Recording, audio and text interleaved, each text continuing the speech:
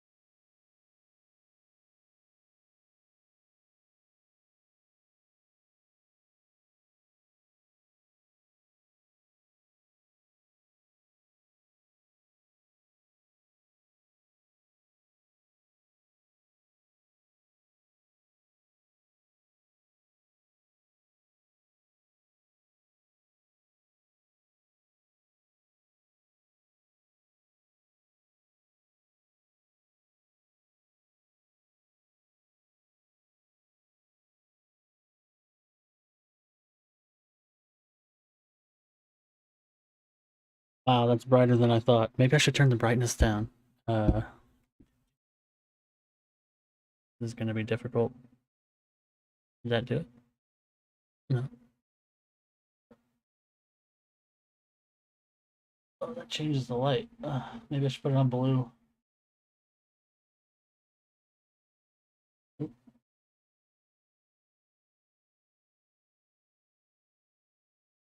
oh, that should work.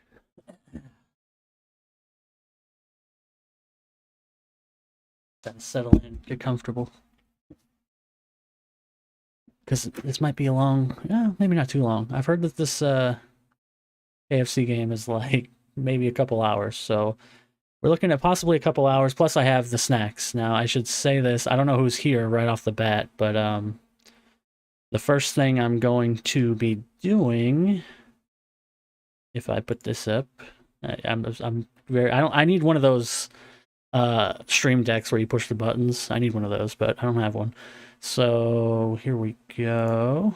This is a nice picture of all the snacks I have at my disposal from the Japan Crate snack box. And the idea is if anybody wants to pick a snack for me to try, and I don't really know what any of these are, okay? There's a paper that came with it that said, like, you know, this is this, this is this. But I didn't look at that. I mean, obviously, some of them are obvious, some of them aren't. So if anybody wants to pick one, just type snack in the chat, and then I'll pull this picture up, and you can pick one for me. And then when I'm done with it, I'll cross it off, and we'll move on to the next one. That's the plan for that. This has a tomato on it, which is very confusing to me. So I really don't I really don't know what a lot of these are. Some of these are obvious. You know, you got this nice cookie thing, and you got these lemon things. These are some kind of chips or something. This is soda candy. Yeah. I don't know. So yeah, type snack. I'm gonna put that in there real fast. It's very weird streaming on YouTube. Let me write that in.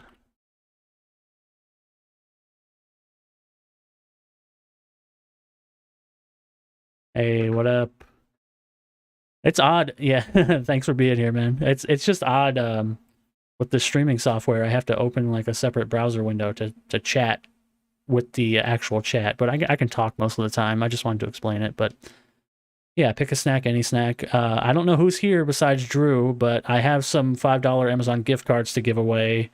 And the way I'm going to do that is just by dropping them in the chat whenever I feel like it. And I'm going to do the first one right now.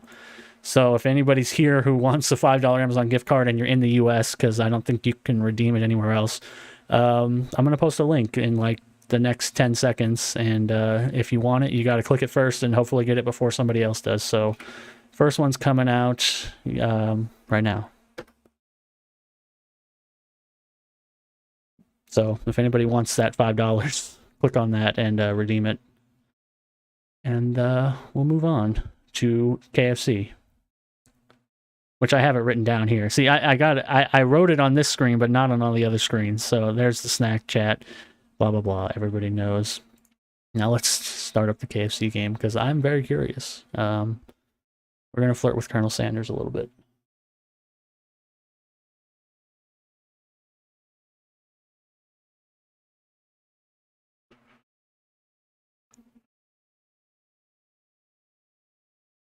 This is the content everybody's interested in. I got to adjust the audio. I know that.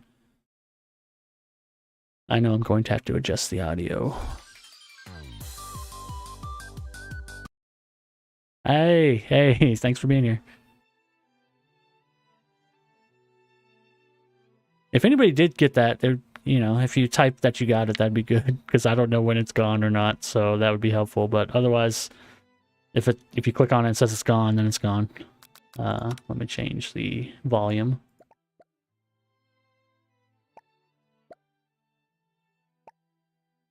I guess I should just mess with the master.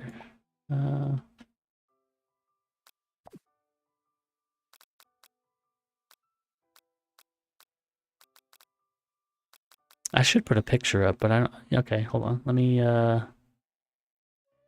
check this.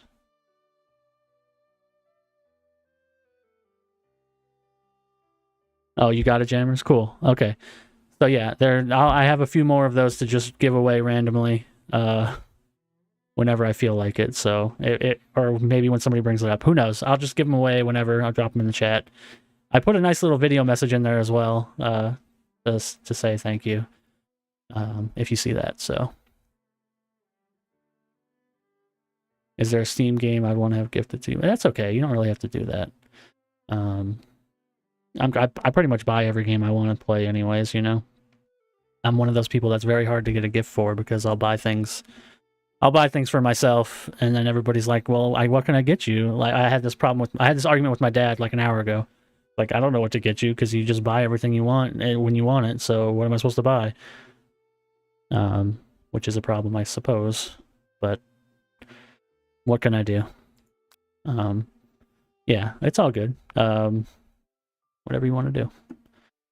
Watching the videos is good enough for me. I can't, you know, I don't want to bring it up. Okay, let's start the game. But yeah, anybody wants to see? Oh yeah. If you want me to eat a snack, just type snack, and and you can pick one. You can pick whatever you want out of here, and I'll try it. I don't know what they are, so if you think one of these looks interesting, just tell me which one you want me to try. I got them right here next to me. Got a little box here next to me with them in it. You want to try the Kit Kat right off the bat? Okay. I figured the lemon Kit Kat would be an interesting one. Let me try and dig it out of here.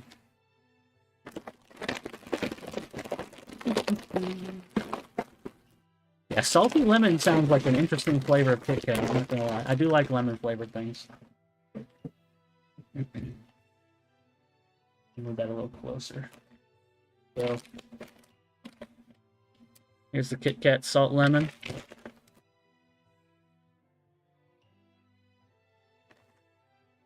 See what they look like in their little packages. It's a little bag. It's a bag with a bunch of little snack-sized Kit Kats in it from Japan. A little hard to open.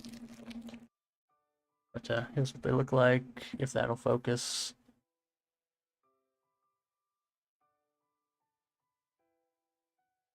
Alright, let's take a bite and then start playing this KFC game.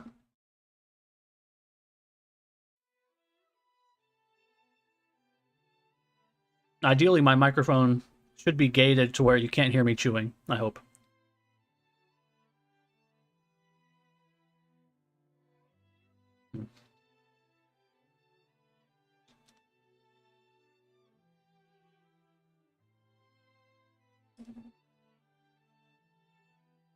Let me cross these off. Perfect.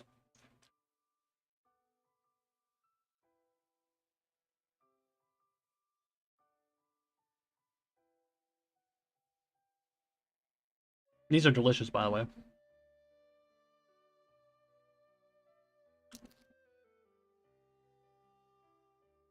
I wouldn't necessarily, even though they're called salt lemon, I wouldn't necessarily say they're salty. It doesn't really taste like a salted lemon, because I love a salted lemon.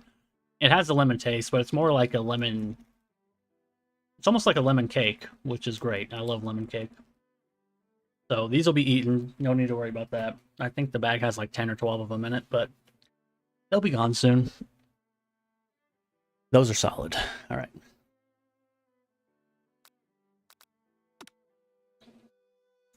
All right, let's enter a name. I guess I'll just use my name.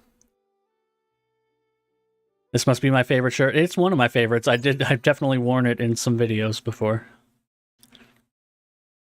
It's weird because I have a drawer. You know, I don't have a ton of shirts, but I probably got like 15 shirts, but I only wear like 5 of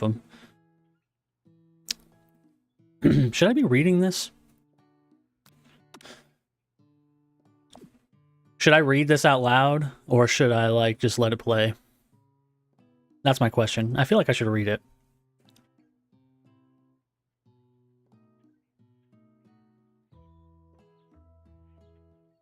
Yeah, I feel like I should be reading it. Okay. Let's put this back up here. I'm switching back and forth between all these screens. Okay. You sleep softly as the morning sun casts a warm glow through the window of your modest student apartment. I think I like BTS, and I love KFC. That's what I get from this apartment, and I play tennis? The world is peaceful and serene. You could stay in the moment forever. Or you could wake up now. Your first day of culinary school is no time to sleep in. Let's throw the clock out the window and stay in bed forever. You slept through the school year and gave up on a once-in-a-lifetime opportunity to meet Colonel Sanders. Game over. Alright, let's try it again. See, this art style they use makes this food look really good. It makes me crave some KFC, so I guess they did the right thing because I kind of want some KFC right now. Alright. Lying in bed, you stare at the ceiling, thinking about everything that awaits you at the prestigious University of Cooking School Academy for Learning. Your mind begins to wander.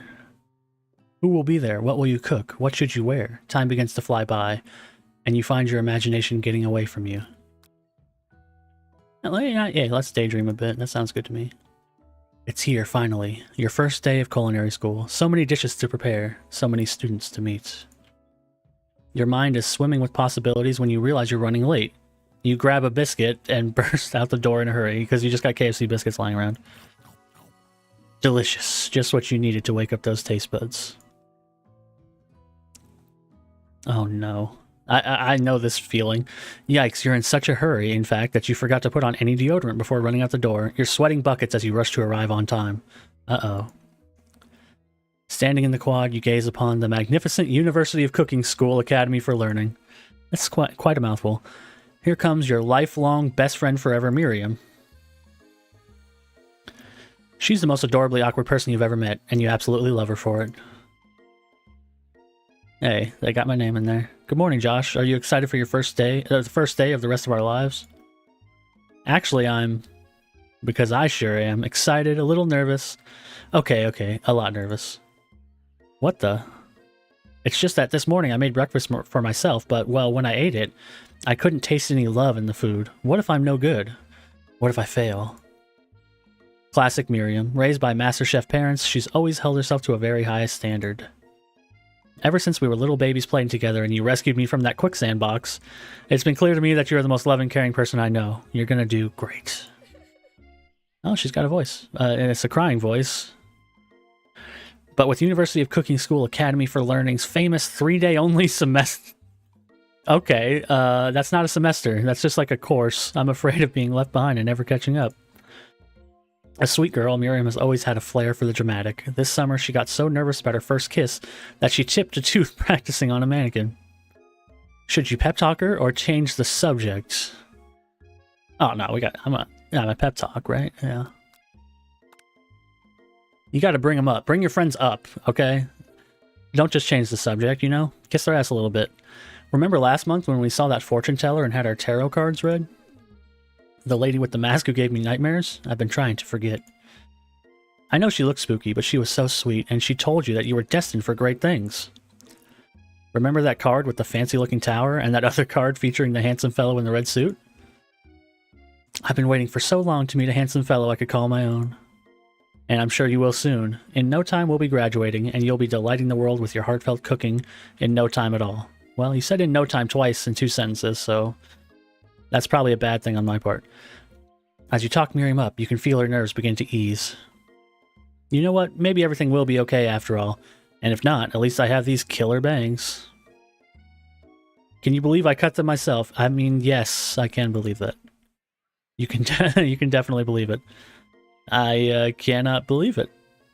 Or you can get another word out. You're rudely interrupted when someone smacks your books and custom-engraved measuring spoons out of your hands and onto the ground. Hey.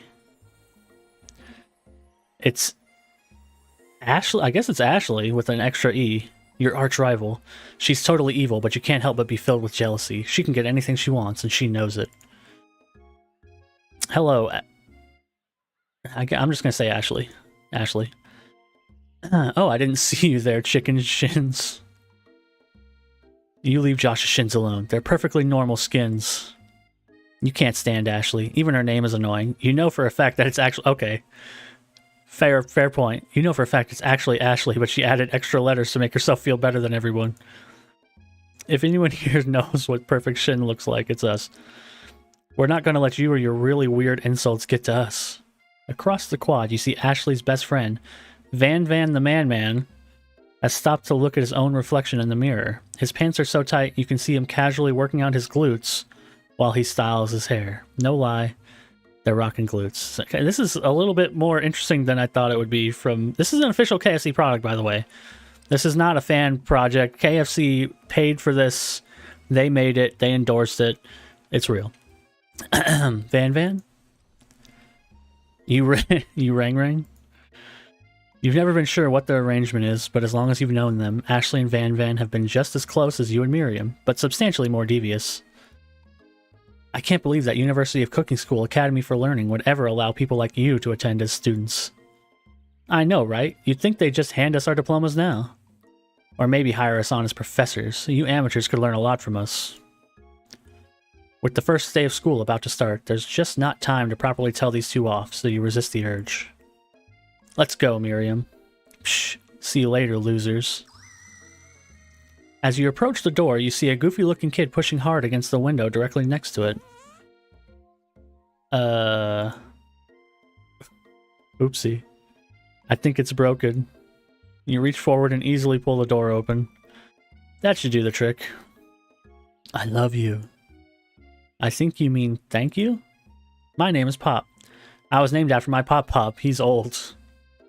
Could someone like this also be a student at the school? He must be one heck of a chef. Also, his name tag clearly says Bob, but I guess he's reading it upside down. Hi, Pop. I'm Josh. So, are you going to make me hold this door all day long? Nope. And with that, the young man walks into the building ahead of you. Is it just me, or is he kind of cute? I think it's just you. You both shrug your shoulders before following him into the building. Who is this guy? I want to know who this guy is. You got the calculations for chicken over here. You stand at the edge of the room, unsure where to sit. Other students wander in and keep themselves busy, chit-chatting. A scruffy-looking pooch takes his place at the podium in front of the class. Adorable. Hey! Thank you so much. You know, with that, I think, oh!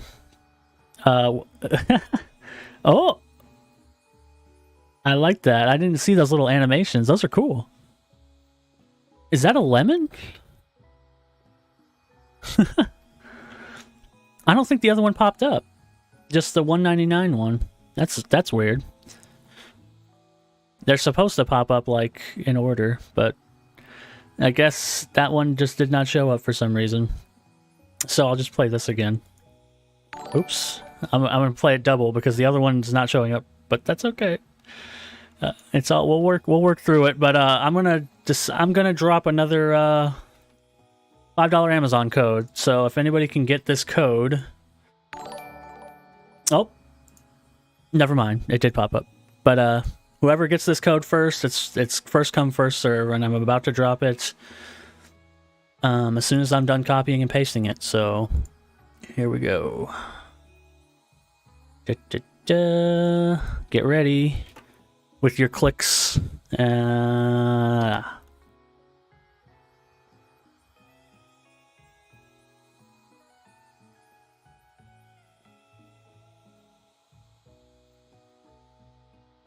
There we go. So if anybody gets that, let me know. Let's move on. But thank you, Chrissy. I appreciate it. A scruffy-looking pooch takes his place at a podium in front of the class. Now, oh, he has an actual podium. Okay. Now, quiet down, everyone. Who is this unreasonably cute pup, and why is he in our culinary class? You must be Sprinkles, head instructor and CEO of UCSAL, which is what? Please call me Professor Dog. I may be cute and a little and fluffy, but I still demand respect. Oof. What? A cute dog is our professor? This is the best school ever. I guess only a dog's nose is capable of picking up all the nuances of fine dining. Out of nowhere, wind begins to rush around you. Hey, Mario. Thank you. How's it going? It's going great, apparently. If people are going to just give me money, that's good. That's you can't really get any better than just, people just giving you money. It's, the only problem is trying to juggle all these screens. I need a third monitor. That's what I need. Nope, never back over here again. Here we go. Wind begins to rush around you as you see a swirl of cherry blossom petals fill the air inside the classroom. I'm chilly. Somebody close the window. And then he walks in. This is who we're going for. We're going to land Colonel Sanders. He's going to be our boyfriend by the end of this. You're immediately swept up in the aura of this new student and his remarkable goatee. Who knew anyone could be so handsome? Time stands still. It's him. It's... If it isn't my favorite student, Harland. Colonel Sanders interrupts Sprinkles. Sorry, Professor Dog, before he can finish his sentence. Please call me Colonel. Oh, did I lose my thing? Okay, hold on. I need to go on this one so that, yeah, you can see the message. Colonel Sanders. A hushed murmur rolls through the classroom as Colonel Sanders walks down the aisle of desks. Suddenly, the room is sweltering. Sweat begins to bead across your brow. You feel like everyone is looking at you, and you're not entirely wrong. And this over here must be Sweaty Sweats-a-Lot. Maybe we should open that window back up before Faucet Pits melts into a puddle and evaporates entirely. I do feel a little personally attacked because I do sweat a lot. Hold on just a second. Nobody talks to my friend like that. You two both know my name. We were in the same kindergarten class. And what is with all your really weird insults? Besides, when Josh sweats, it's not gross. It's beautiful. Look at that shimmer. See, this is a good friend right here. You turn to find Colonel Sanders standing right in front of you. Colonel Sanders, beautiful angel that he is, stands before you, smiling gently, his hand outstretched. Boy howdy, this classroom gets hotter than a Kentucky Friar. Should I use a... Yeah, I don't know why it's in all caps, but yes. Should I use like a southern accent for Colonel Sanders? I don't know if I can do a southern accent.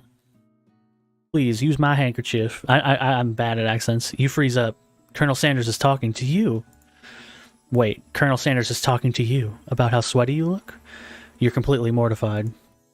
This can't be your first interaction. What if he never forgets this moment? How will you respond? Well, I gotta take the handkerchief. It's just polite. You know? I don't want to refuse. I gotta be polite. You stretch out your hand, and Colonel Sanders places a fine silken handkerchief in it. It's so beautiful. A German accent? I don't know if I could do that either. I could try. You hesitate to press it to your face, but when you do, the feeling is transcendent. It has his natural scent on it. It smells of the most delicious chicken you've ever smelled. Professor Dog steps in to settle the class down and set some ground rules. Welcome to University of Cooking School Academy for Learning, the greatest culinary academy in the world. The birthplace of culinary legends past, present, and future. Many challenges await you. There will be tears, there will be blood. There might even be really adorable tiny food. And when all is said and done, there will be a battle. You will lift your sporks and compete in the broom cooking arena. Yes, the dog is my teacher. Just then, another student enters the classroom and interrupts the professor's rousing speech. Hello? Hi guys, sorry I'm late. I hope everyone had a good summer. I really miss... Quiet! Late to class is bad enough, but interrupting my monologue? You're on the fast track out of here, young man. Are you sure you're even in the right place? Don't you recognize me? This is my 3rd year in the school with you as my teacher. Everyone stares at him blankly. Does no one remember me? You're expelled if you utter one more word before I finish. Let that be a lesson to all you students that tardiness is unacceptable. Even Clank made it here on time, rolling halfway across town on his tiny wheels. Hold on, I need to know what this is. You turn to see student Sprinkles is referencing, which appears to be some sort of industrial kitchen appliance. Oh, my boy. This is going to be my new best friend. The class bursts into laughter. Is this a chicken fryer? Oh, Clank, you rascal. I don't know. I was wondering the same thing. As soon as I saw this guy's picture, I was like, who is that? Either this is a developer of the game, or maybe he's like a CEO or something in KFC. I don't know. Sprinkles walks in the classroom, and as everyone... Okay, I'm losing the plot. As everyone stands in silent obedience, when he gets to you, he lifts his nose into the air and takes a deep sniff. Your diet is lacking. Based on what I'm picking up here, you definitely need a multivitamin. You should be taking better care of yourself. You've never had a talking dog as a teacher before, but Sprinkles' reputation for being smart but tough is well known. You decide to try and butter him up by giving him a treat from your pocket, but what kind? I mean, chicken snack seems obvious, right? Anybody got an idea? Because I would think beef treat would be kind of like insulting. Chicken snack seems like the obvious choice, but rubber ball seems fun.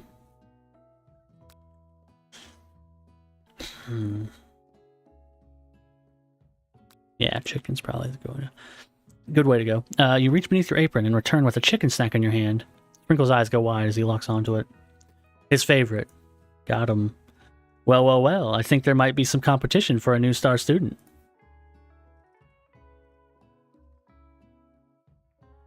Oh, thank you, Chrissy. Yeah, you gotta do the Christmas stuff. It's that time of year. I was out shopping with my dad earlier, getting presents for other people and stuff. It's that time of year. Time to relax, set up the Christmas tree and stuff like that. Although I don't have a Christmas tree, but don't tell anybody. I don't actually have a Christmas tree set up, but maybe next year. The furry professor immediately devours a snack, leaving your hands slick with a coating of warm dog drool. You see the other students eyeing you jealously, but pay no mind to them. If they wanted to succeed in life, they should have learned the importance of carrying a range of dog treat flavors on them at all times.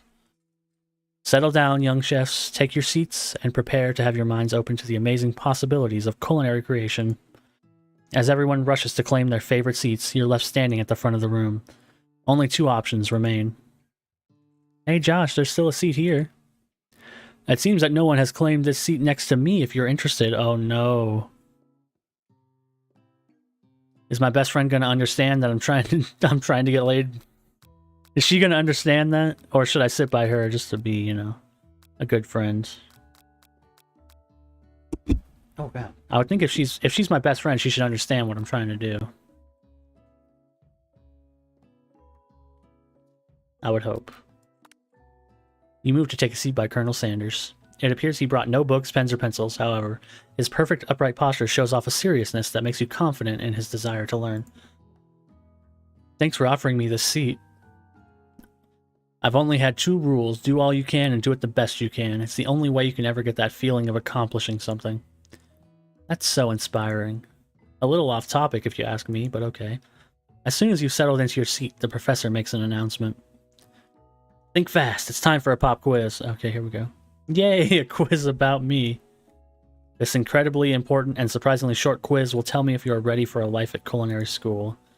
Keep your knives sharp and focus sharper. Here comes question number 1. Oh god. If a train A is traveling to point B and train B is traveling to point A, how important is it to wash your hands before cooking? I mean, it seems like an obvious one. Extremely. That's right. Forest is to tree as chicken is to night vision goggles. What is the most efficient eating utensil ever created? I would say spork. That's right.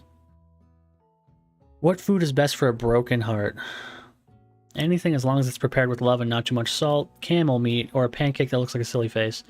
This is an interesting one because KFC's chicken is super salty, so I don't really know what they're saying, but anything as long as it's prepared with love.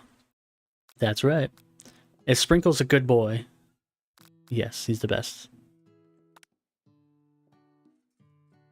Hey. I've always been a good test taker, you know? Be honest, did you cheat? You look up to see that Colonel Sanders has been watching you tally your score. He's impressed. I know we just met, but I have to confess. Okay, I don't think I can do German. I can't do it. I think you have a beautiful brain. Hot diggity, Josh. You just scored some major Colonel Sanders points with that performance. May I have your attention, students? I have an important announcement to make. Time for lunch. Wow, the cafeteria is as nice as any restaurant you've ever eaten at. It makes sense that a school dedicated to cooking would also be serious about eating. It looks like almost any cafeteria, so I'm not sure what they mean, but okay. A delicious fragrance wafts through the room and tickles the end of your nose. Your mouth waters. Do you smell that? That must be our lunch. It smells crazy good. Everyone, can I have your attention? Is it about lunch? No, I just wanted to apologize for my tardiness. You see, I was...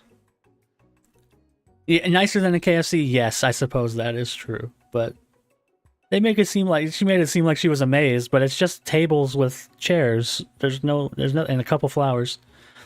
Howdy, folks. I'd like to make an announcement. Hey, I was... It's about lunch. Everybody cheers. But I... Shh. Lunch, lunch, lunch. She said, shh. In honor of the new semester, I have prepared something special to share with everyone for lunch. That must be the smell I smelled. Indeed, that smell. You hold your breath, waiting to see what food this mysterious student has created. You've heard that he's very talented, but were the rumors true? Is this... Colonel Sanders lifts a large bucket above his head. Its contents glimmer in the light. Piled high are huge pieces of chicken, breaded and fried to a crispy golden finish. The aroma envelops you, and you begin to feel warm and safe. Colonel Sanders has filled a bucket with chicken? What a novel concept. Your stomach begins to grumble, as if to say, stop thinking and start eating. I was about to say, is this supposed to be in the past? But no, it clearly says 2015 right here, so this is just an alternate universe. For years, I have been developing a secret recipe for the perfect fried chicken. By my calculation, nothing less than 11 herbs and spices are required to achieve the perfect balance of flavors. You look around and notice that every other student has pen and paper and is scribbling notes as fast as they can. But that's all I'll say about that. What, you think we want your stupid secret recipe, dude? Shh, nah, my dude, nah. I'm just drafting a last will and testament in case one of those ingredients is poison. Got him. Got him. He looks around nervously to see if anybody else is laughing at his sick burn. You wait to see what zinger Ashley has prepared to follow up, but she suddenly takes a different approach. Yeah, and I was just like writing in my diary. Dear diary, today I smelled something beautiful. I knew at that moment that only the hands of a true gentleman could fry chicken so tender. You see her body language change from bitter and evil to sweet and innocent as she slides closer to Colonel Sanders. She realizes that he is destined for greatness and fame with his cooking skills. With cooking skills like this, she wants him all to herself. So we gotta We gotta step it up. Oh, please. Well, Van the Man, if you don't want any, I'll take his. Whoa, hold on. I mean, I guess I'll try it.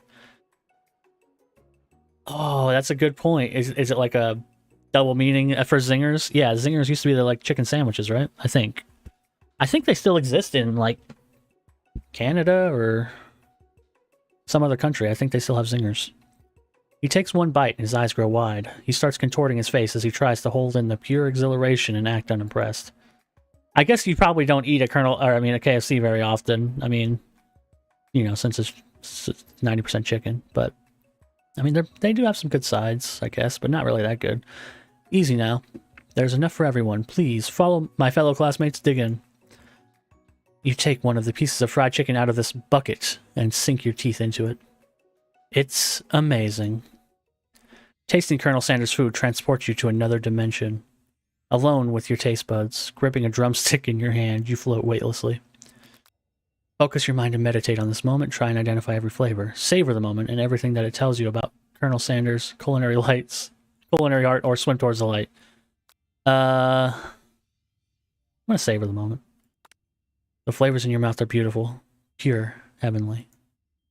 What a guy. Alone with the flavors. You feel something that can only be described as love. For a man, for a flavor, are they the same? After tasting his food, you try to get some one-on-one time with Colonel Sanders. Yeah, I actually liked the Beyond Chicken. I thought it was pretty good. I guess it wasn't a success, but I thought it was really good.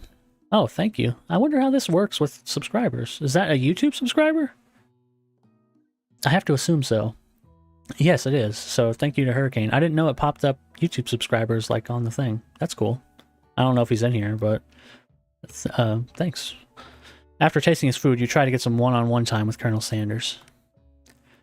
Colonel Sanders smiles ever so softly as you approach. He stops what he is doing and allows you to break the silence.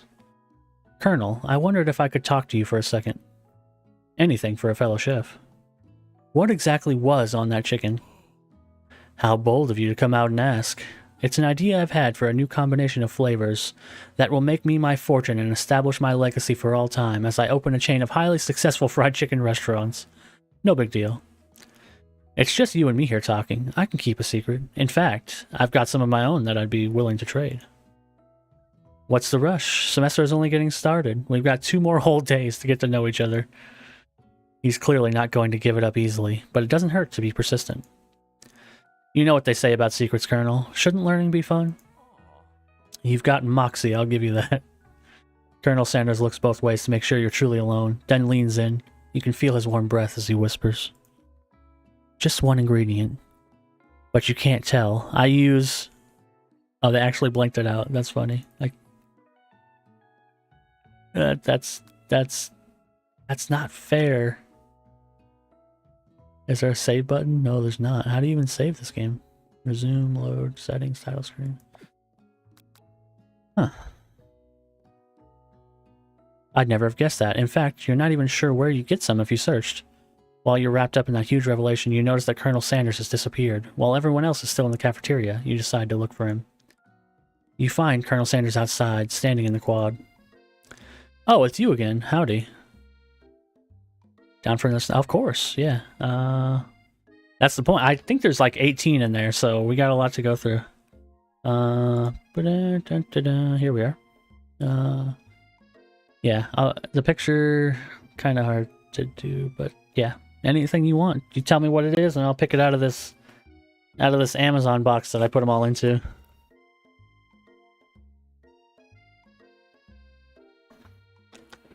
This is actually, the one on the top right is, or on the top left is cheddar cheese chips, I think. Not sure what this one is. The drink? I think it's a drink, or it could be a soup.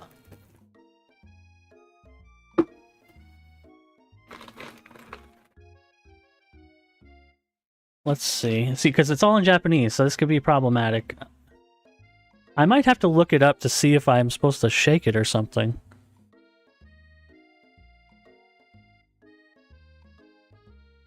You want to go on the journey of looking up this tomato juice? Let's see. Doka Sapporo.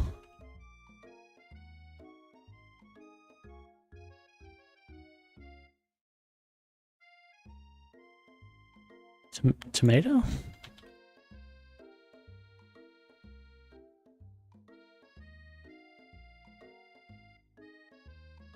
Yeah, that's pretty similar, right? Is it a soup?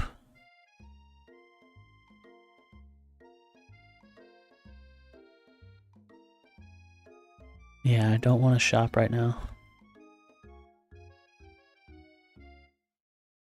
Oh, hold on. On the lid it says shake.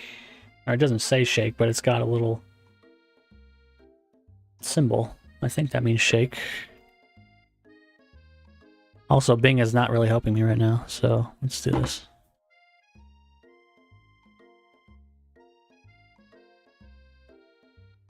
Oh, here's a... Okay, what is this? Canned soup. Okay, so it is soup. Thanks, eBay. Wow, they have a chicken one. Okay. We're learning a lot here. Canned soup, corn potage times 15, tomato and onion soup. So it's tomato and onion soup.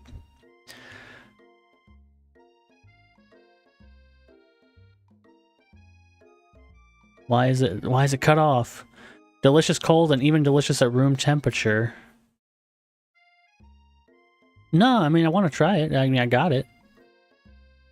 I just wanted to see if it's supposed to be heated up, but it said it's delicious cold or at room temperature.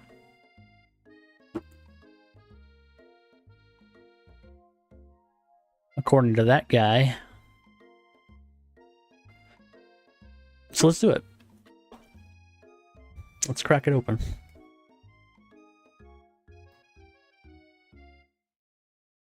I just don't want to spill any on my computer or anything. Here we go. Let me put this on.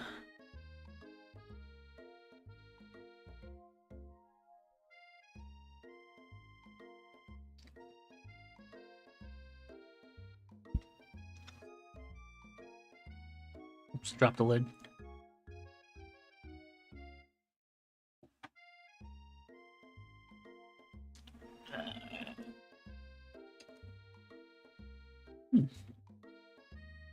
That's actually really good.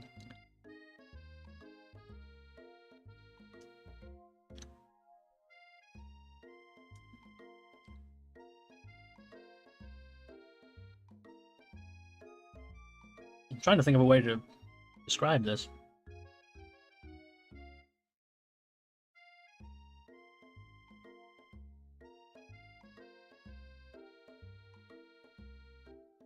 Because it's not as tomatoey as you would... I mean, it's tomatoey, but it's not like a tomato soup tomatoey.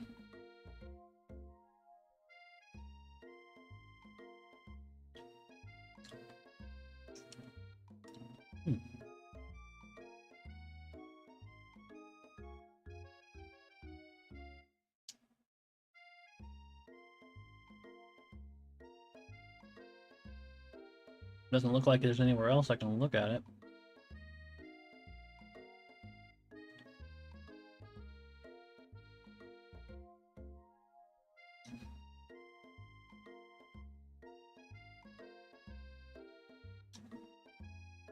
It's really good. It's kind of sweet, but also savory. It's not like a... Because like tomato soup, I feel like is more... It's thicker. This is more watery.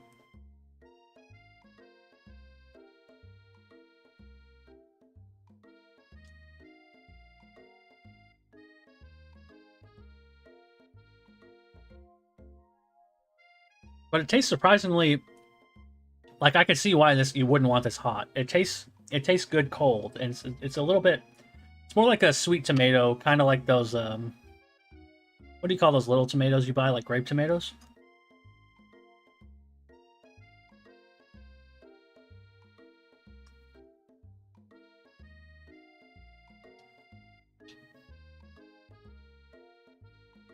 But yeah, it works cold. It's fantastic.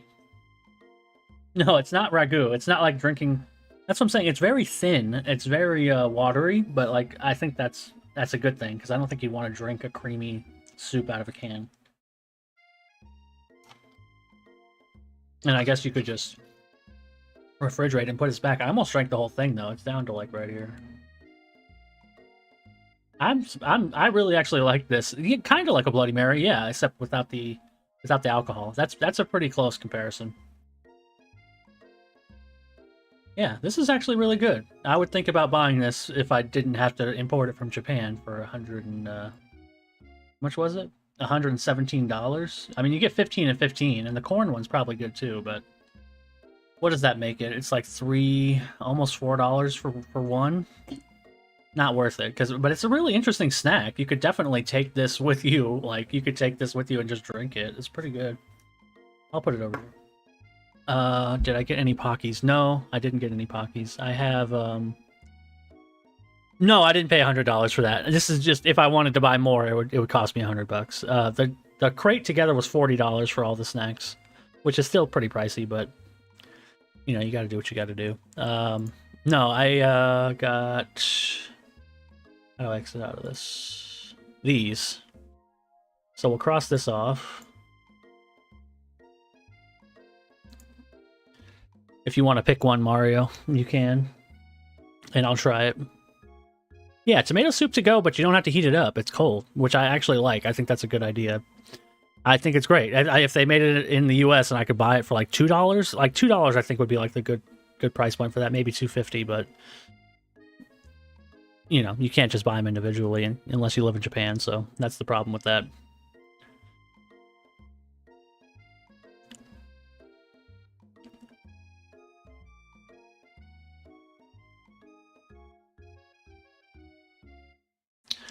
But yeah, you tell me. The fish cookie? There's a name for those, isn't it? Isn't it like taiyaki or something like that?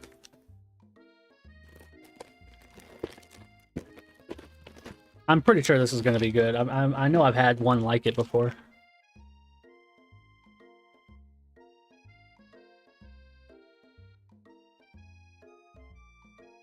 Yeah, I think that's the name. I think it's taiyaki. And then you got the back in case you guys want to read that, those Japanese characters. There they are.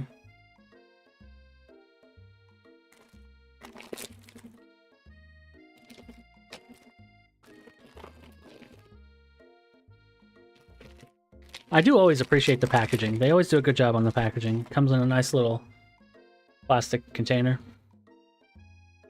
Unfortunately, my fish got a little hurt on the nose.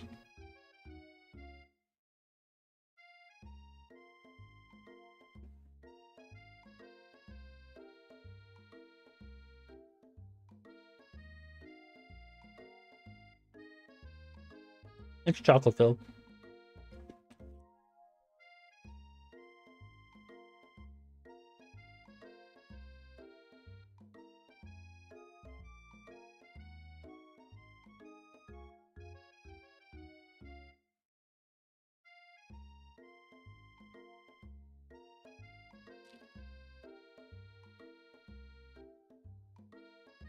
You know what that tastes like? And I'm sure you've had them, Mario.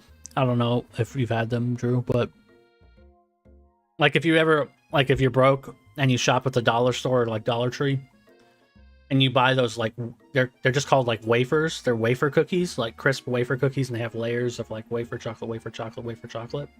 That tastes 100% like that. It just tastes like a wafer cookie with thicker chocolate filling, and it's good. The chocolate filling is good, but I wouldn't say it's unique. It just tastes like a chocolate wafer cookie from like the Dollar Tree. So kind of a miss, but it's still good. I mean, it tastes good, but not really that interesting. Not as interesting as tomato soup in a can.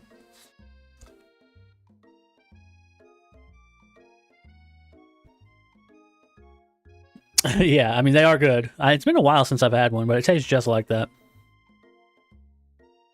All right, let's get back to trying to seduce Colonel Sanders. Sometimes I like to come outside and look at school buildings. I think about how my story will continue on after I've graduated. Sounds like you have big plans. I dare say the biggest. I will leave my mark on this world. You can bet on that. Alone together for the first time, you figure now is the perfect moment to show your personality to him. I don't know about that. I don't know if they want to see my personality. Nag him to show your own strength. Okay. Wow him with a big idea to add an additional ingredient to really spice things up. No, I don't think he's going to like that. Be modest but thoughtful. I think we're going to mold our personality so that we can land him. Okay, we're not going to actually be ourselves. We're going to mold our personality to be what he wants, and then 2 years down the line, after we're married, then we're going to break it to him that we're not really that person. We just totally made all that up to try to just get with him. So, well, I just wanted to tell you that I really enjoyed your food. Now you've got his attention. The flavors were complex but comforting. The interplay between salty, savory, and peppery, it was perfect. I appreciate the compliment, Josh. I'm sure you'll be a big success. Yeah, I know we've only met today, but I'm starting to get the same feelings about you. We should head back inside. The next lesson starts soon. You know, it's called life. Sometimes you just gotta roll with the punches, you know? I think everybody does that, though. I mean, I do it to an extent. When you meet somebody, you kind of like, you know, you change. There's actually, if you're if you're a nerd like me and you really want to know, it's actually that what they call it is code switching, and it's where you switch like unnaturally. You'll switch your personality to like match with the people you're talking to, and you won't even notice it. It's unconscious, but everybody pretty much does it. Like depending on who you're talking to, you'll switch your whole like point of view to kind of match their own. It's really interesting. If you want to look up code switching, it's an interesting concept. You step into the massive cooking arena. Oh, we're going to play Iron Chef, where the afternoon lesson will take place. Each student gets an oven and all the tools and ingredients they could need. Look at this place. It's magnificent. Sorry, excuse me. Finally, we get to show our stuff. Wait a second. Oh no, we have to show our stuff. What if I totally blow it? You're not going to blow anything, except maybe kisses to the crowds of fans you're going to earn with your signature, adorable tiny food creations. Welcome, students, to the cooking arena. For today's lesson, we will be cooking with partners. Hurry up and pair off. Naturally, Miriam looks over at you, but unable to control yourself, you pounce on Colonel Sanders. I feel kind of bad. I would have went with my homie for this one, because this is rough. Hey, Colonel, would you like to tackle this lesson as a team? A team of two, that is. Me and you, if it wasn't clear. Want to be my partner? Sure, Josh, I'll prepare our station. Without you as a partner, Miriam is left standing alone. Two different students are quickly take notice. It's gotta be Pop. Oh, hell no. Go with the machine, bro. Hello, new partner. Beep boop. Oh my, two potential partners? I'm so sorry, gentlemen, but I don't know who to choose. Looks like you'll have to pick for her. Friend duties can be a little awkward, but that's the price you pay for not being alone forever. Oh, it's gotta be Clank. Sorry, Pop, but I think Miriam will be partnering with Clank today. I am sorry, but yeah, the machine's way cooler than you. It's okay, I already ate. It's not entirely clear if Pop has any idea what the point of school even is. Clank is clearly excited to have some attention. He heats up and begins to roll back and forth. Warp, warp, warp. Hold on there, fella. We don't even know the assignment yet. Technically, Clank might not have a face, but there's something charming and earnest about him. Bzzz. Tissue? I hardly know you. I like how everybody understands him but me. Clank judders, and the panel shakes loose. You get the impression that this is a sign of affection. Looks like you two will be fine. Now it's time to focus on your own cooking classwork. Alright, you two, for today's lesson, we're going to keep it simple. Pick a basic dish and divide up the steps. No chef is an island. It takes 2 flints to make a fire. You get the idea. Wait, no it doesn't. I mean, I guess it does, but... Does it? I guess you need something to spark off of. So yeah, okay. Which dish do you suggest to your partner, Colonel Sanders? Well, can we do chicken? Okay, here we go. Steak tartare seems easy enough. It's fancy and you don't even have to cook it. Fair. Using octopus will blow Colonel Sanders' mind. And then we got the obvious choice, your grandmother's mashed potatoes and gravy. I've always been something of a down-home chef. I was thinking we could make something warm, inviting, comforting. Maybe mashed potatoes. And gravy? I couldn't imagine one without the other. Colonel Sanders casts a coy look at you, causing your whole face to go beet red. Embarrassed, you quickly turn away. I'll go get the potatoes. No, please, let me. Picking perfect produce is a passion of mine. Looks like things are getting pretty fresh around here. Does someone have a crush on Colonel Sanders? We're just cooking partners. Mind your own business. Sanders' heart is my business, and you'd better keep your fingers off of my man. Did someone call for me? Oh, we got the metal music? No, geez, Van Van. While I'm over here crushing Joss's dreams, you're supposed to be taking care of our classwork. That was the deal, remember? Colonel Sanders returns, arms full of peeled potatoes. He tosses them into boiling water and turns his attention to you and your old friends. Well, hello, what is this soundtrack? Howdy there, Ashley, Van Van. Are we working in a quartet instead of a duet now? Actually, no. It looked like Josh was struggling, so we offered to give them a hand. You know how it is. These young amateur chefs need a lot of mentoring. I was going to say, Colonel Sanders, maybe I could also teach you a thing or two about fancy food. Maybe one day you might be able to get up to my level. Doubt it. Don't be rude, Van Van. Personally, I have no doubts whatsoever about Colonel Sanders' ability to concoct creations worthy of admiration. After all, your fried chicken was quite spectacular. But, Colonel, if you ask me, I might make a better partner for you than this thing that has positioned itself at your station. Don't you feel, deep down, that we cast complementary shadows? We fit together, like a thigh and a drumstick, if that makes sense. Nothing about this makes any sense, but one thing is clear. She's coming for Colonel if you don't watch out. Ashley is really going at you hard. You need to ask for some backup here before things get ugly.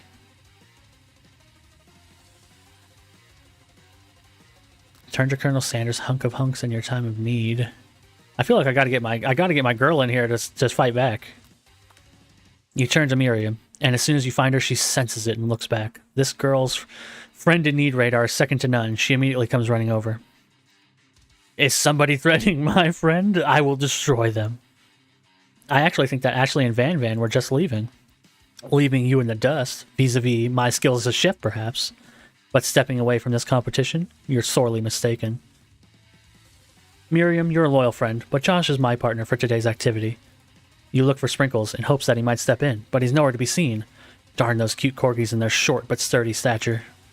You look down at your station and realize that, in the tension of the moment, your hands have been cooking on autopilot. Distracted by the drama, you've already crushed the boiled potatoes into a perfectly creamy mashed texture, with plenty of butter and cream for flavor. It's as if your natural passion has guided you through the steps you know so well, while your attention was elsewhere. I know just what to do. Colonel Sanders extends his hand. He's holding a beautiful white porcelain gravy boat, this music does not fit, out of which he pours a smooth brown gravy, smothering your nearly finished potato dish. Okay, hold on. We gotta talk about this. I like the music switch, but that is not enough gravy for those mashed potatoes. You guys are high. You need to pour like triple the amount of gravy on these mashed potatoes, and that's I always have this problem at KFC. They never give you enough gravy. The gravy flows down the mound of mashed potatoes. The result looks spectacular. Granny would be very proud. Colonel Sanders holds a spork out to you. You reach out to grab hold of it, but he doesn't immediately let go. The two of you stand holding the same spork, and for that small moment, all of the madness and pressure in this crazed world stops. Your eyes lock. The moment is electric. Time stands still. If you love something, set it free. What does that have to do with anything? Together, you dig the utensil into the mashed potatoes and lift a heaping sporkful up. When you see Ashley with a sinister look, you know she's plotting against you to be with Colonel Sanders. And then, I love this music, filled with the rage and without thinking, you fling the sporkful of mashed potatoes right into Ashley's stupid, beautiful face. Van Van, do something, do something. Scooping up a fingerful, Van Van tastes the dripping mashed potatoes and gravy and realizes that it's delicious. Horrified by this revelation, he slinks away. Will he ever be able to cook something with so much love and integrity? Hold on right there, Josh. We do not waste food in the broom cooking arena. Colonel Sanders, I expect better from you. If you throw one more spoonful, you'd both better be prepared to eat from whatever it lands. Can I has potato face? Van Van rushes back over, a covered dish in his hand. Mashed potatoes with gravy? Pathetic. In just a few minutes, I've prepared a full meal. Gaze upon my specialty, braised tentacle of octopus in silky saltwater sauce, placed on a battle axe forged by my supreme chef ancestors. You've ignored me for too long. That ends now. It is I who will have the first bite, and you will all look on with envy. The interrupting student rushes at Van Van and swipes a bite of a signature dish right off the plate. No, don't. Something about this dish doesn't strike my nose quite right. I think the octopus was rush, and it may have turned in the process. The result could be toxic. Too late. It has been eaten. I think I left something in the oven. I don't feels so good. Oh god. God. Hello! He just died right in front of me. It killed him. Everyone step back. Don't take another bite. When you look back at the plate, the rest is gone. You notice the tip of the tentacle being slurped up in Pop's mouth.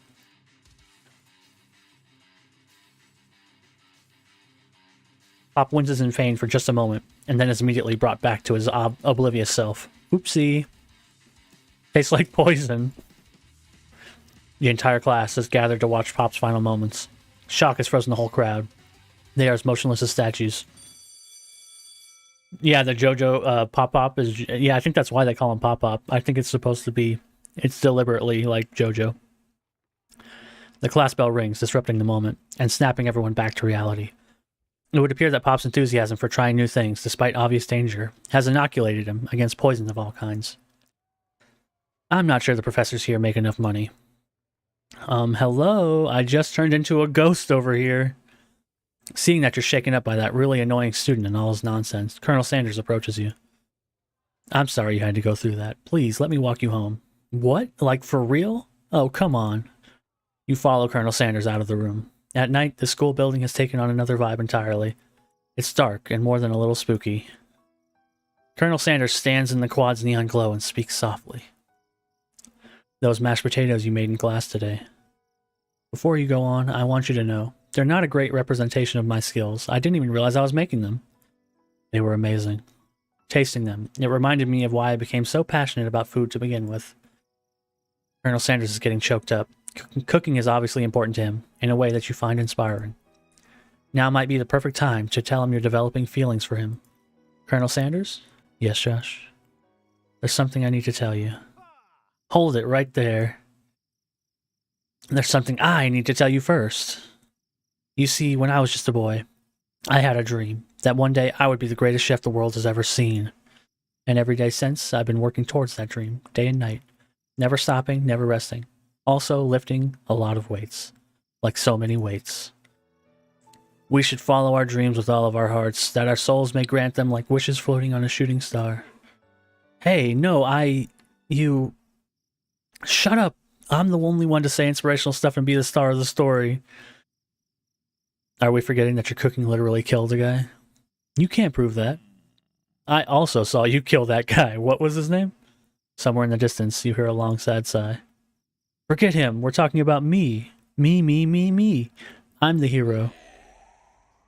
Hello? The Spork Monster is here to fight a hero. Hello? This is not at all what I was expecting. I mean, I knew it would be crazy, but I didn't expect it to be this crazy. I think I left the fridge door open. Later, nerds. How dare you threaten me just as I was letting my guard down and connecting with another chef on an emotional level. Be afraid. Be very afraid of me, because I'm a monster, see? Is he rhyming on purpose, or is that just a coincidence? But before you can discuss syntax any further, it's a turn-based fight sequence. What will you do? Oh. You gotta attack first. You decide to go on the attack. Which attack will you use? Cook with Love does 1 damage. It just got real. That attack really upset Spork Monster. Spork Monster goes on the attack. They spit hot gravy at you. You take 1 damage. You decide to defend. Which defense will you use? Trepidation. You continue to stay back and endure whatever comes your way. Seems like a pretty weird strategy, but okay, sure. You do you. Spork Monster focuses their mashed mind in and draws energy from the Mother Earth itself. They grow larger and more intimidating. How will you respond? Attack!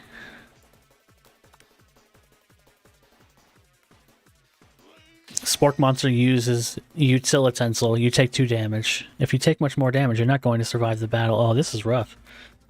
Attack. Spork Monster is oozing cheese sauce onto the lawn of the quad. I wonder who's going to have to clean that up. Feeling vulnerable, Spork Monster prepares for its ultimate attack, Rounded Edge. Vile villain, your reign of terror stops here. Colonel Sanders summons the energy of 1,000 chickens. Hello? Pot Pie Power Punch. Pot Pie Power Punch. Power Pinch? Sorry, Power Pinch. Does 10 damage. Spork Monster is defeated. You saved me. An injured Spork Monster spews steam into the night. Forget mercy, finish him, spare the wretched beasts. I'm going to spare him, of course. You manage to tamp down your disgust at the sight of this gnarly beast long enough to realize that he is still a living creature with a soul, who deserves your pity, not your wrath. Be gone, beast, and don't you dare come back for a follow-up encounter tomorrow. I won't forget this, and I certainly won't be back, like you said. The spork monster scuttles off into the night. The defeated monster left behind a special item. It appears at first to be a cookbook, but upon closer inspection, it's so much more. It's a book of magic spells with a golden chicken on the cover. You open the cover to find a library card tucked inside. The last name to have signed it out is Borko. Borko. That name sounds strangely familiar. Your blood is pumping as you stand in the quiet of the night, holding the mysterious book in your hands. As you come down from your battle buzz, you realize that your final attack has left you completely depleted. The world around you begins to fade away. Without any energy to keep your eyes open, darkness overtakes you. The image of Colonel Sanders flashes before your eyes as you fall asleep. He must have helped you get home. In your tired state, you don't know if you could have made it without him. What a guy. You want to thank him, but you don't have the strength to utter a single word. You feel your covers being pulled up over you as you are tucked in tightly. Good night, my Colonel. In your dream, you're together with Colonel Sanders. For some reason, Sprinkles is also there, instructing your love. Well, that's weird. Whoa. You awake on day 2 and attempt to process the wild visions you had. Were they memories or premonitions? And then there was that secret ingredient that Colonel Sanders went ahead and told you outright. Not much of a secret, huh? It's probably just because he already trusts you so much. Sure, that makes sense. We'll go with that. You meet up with your bestie in front of the school. Before you can tell her about your encounter with Spork Monster, she launches into a story of her own. Okay, I know this might be a little strange, but I think I might like Clank. Hello. Like him? Like? I know it sounds like it's moving too fast, but there's something about him. I like him. Like him. We got to talking after class, and he's actually totally a sweet guy. Not only that, but he's really smart. He told me all kinds of stories about Colonel Sanders. So Miriam is a robosexual, I guess. Did you know that Colonel Sanders was the most popular kid in his high school? No, but that does make complete sense. Yeah, but he was so popular that he was voted prom king at a school that he didn't even go to, and was also the convertible that he himself rode in the front of the homecoming parade. I'm thinking maybe something got lost in pressure cooker language translation there. Either way, maybe it'd be best if you slow it down with this new boy, like I am with Colonel Sanders. You and Colonel Sanders, the coolest guy in school, the most famous student to ever attend the University of Cooking School Academy for Learning. You're a thing now? We definitely connected yesterday. Ah, sure you did. You're great. Why wouldn't he be into you, I guess? Laughing at the implication that you and Colonel Sanders might be a thing is definitely not cool. You are great. You have an idea about how to prove that your love is real. Well, if he's not into me, why did he tell me one of his secret ingredients? Your bestie's eyes light up. A secret ingredient? Yeah, I just said that. A secret ingredient. Is there a dramatic echo in here? Miriam checks to make sure you're alone before continuing. So this summer, while I was on vacation with my family, a lovely man approached me in a botanical garden where I was wandering. This can't be good. He told me all about his passion for spices. Secret spices. The man even gave me some to show him. Is this like a allegory about drugs? He said it was a powder created from a super duper rare dried flower petals, and that if I did him a big favor, I could have some of my own. Please, Miriam, don't tell me. Oh no, this is her smuggling drugs into the country. So I filled my suitcase with them and brought them home. He was so nice, he even met me at the gate when I arrived. Later, when I cooked with them, a very strange feeling came over me, and the flavor was unlike anything I'd ever tasted. I think you're being very liberal with the meaning of spices here. Whatever. Anyway, we both share an interest in cooking, so we've stayed in touch, like pen pals. I bet he would love to know more about your new spices. Well, I'm definitely not supposed to share Colonel Sanders' recipe. And besides, I only know one ingredient, so I doubt it'd be much use to anyone. Please, please, please. It would mean the world to me. No one has to know it came from you or from Colonel Sanders. What do you think? Should you protect Colonel Sanders' secret or share it with your bestie? Oh. No, I can't betray my boy like that. You quickly think of a fake ingredient name. I don't know. How about... It was Eye of Newt. I know, it sounds like some kind of witch's potion, but what can you do? Eye of Newt? Wow. Her eyes light up imagining such a thing, and you figured you've satisfied her curiosity and she'll move on. However, she immediately turns around and does some thumb typing on her phone that you can't quite see. That's probably not good. Before you can confirm that she was definitely not texting secrets to other people, you're interrupted. A wind rushes in. Cherry blossom petals fill the air. It's It's Colonel Sanders. He's arriving at school on his horse. Let's stand back and admire him. Colonel Sanders' horse is truly a thing of beauty. Without ever acknowledging that he's being watched, he does a short horse stance before dismounting with a flourish. He then slaps this beautiful creature gently on the rear, sending it running free into the countryside. You are so struck by the sight of him that you lose the ability to speak coherently. Oh, I didn't realize anyone was watching. Don't worry, he knows his way home. You attempt to compliment Colonel Sanders, but the words don't come out exactly right. What a horseful beaut you have. I mean, what a horseful beaut you have. Dang it, that's what I just said. Being a good friend, Miriam attempts to cover for you. Oh, Josh just gets really nervous around people they like. What? That is not helping. I mean, they got food poisoning and were up all night. It was gruesome. You should have seen it.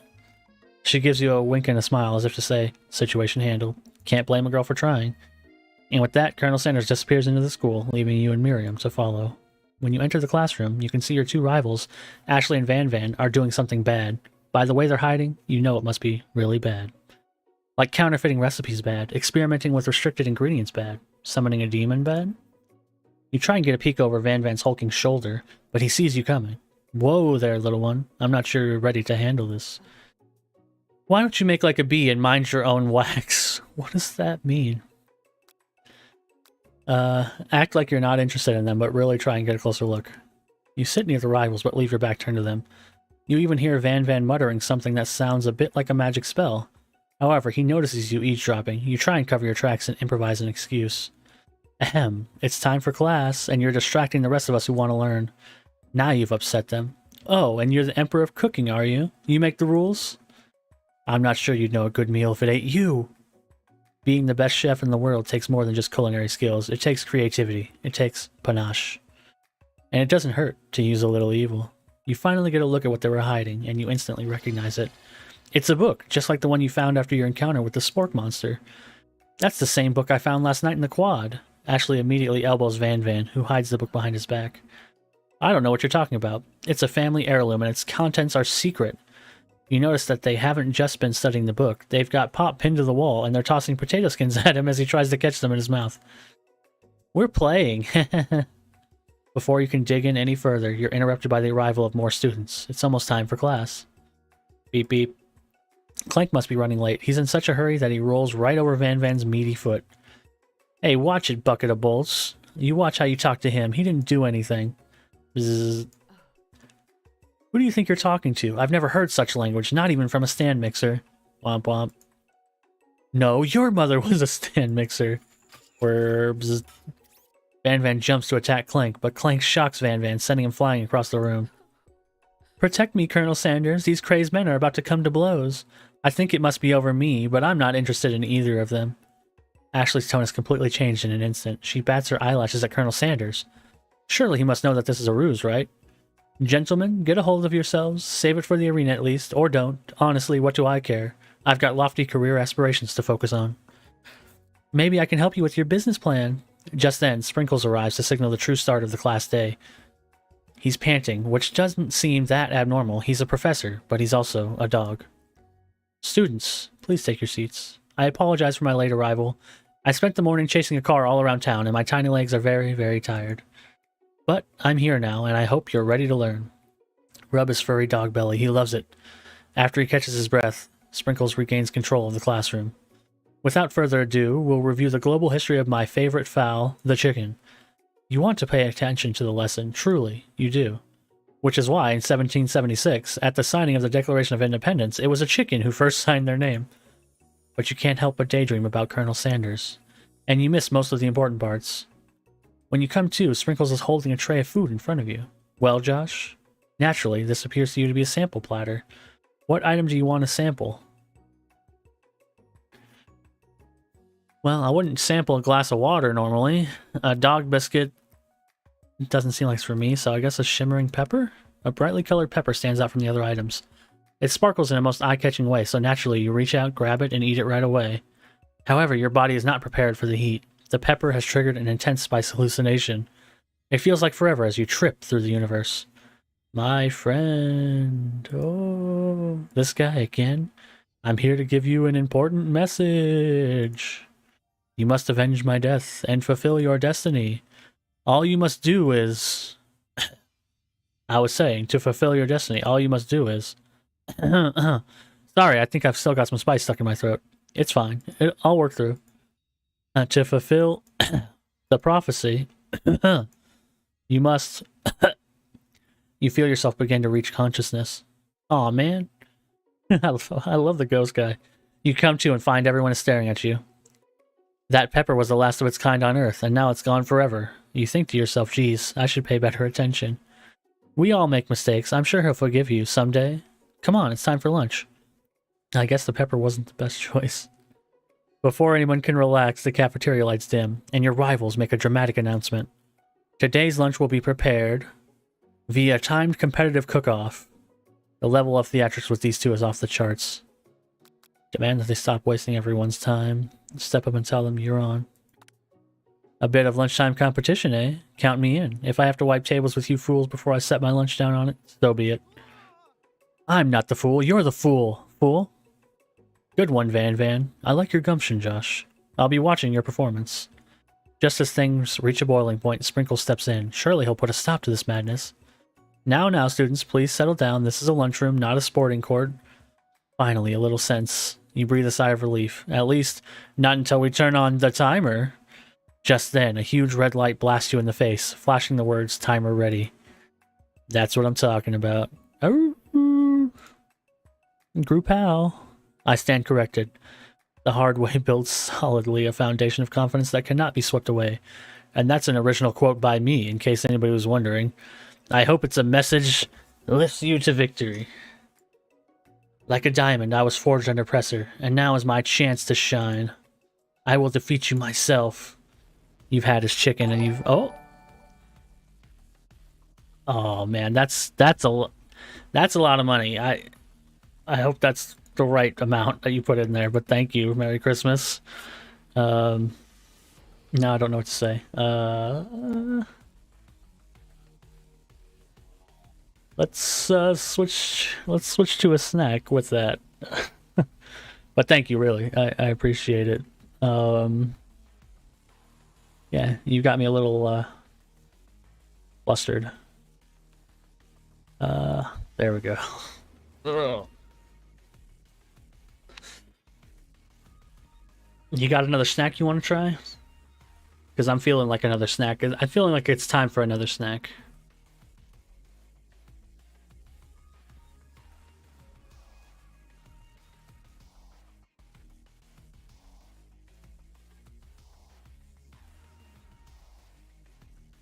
Cola candy. The one on this one over here on the left?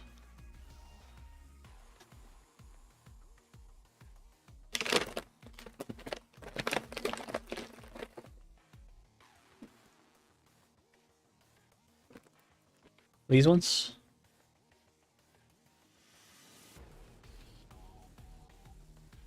Oh, yeah, I didn't even realize. I guess you can't really see it in the picture, but they're like little balls.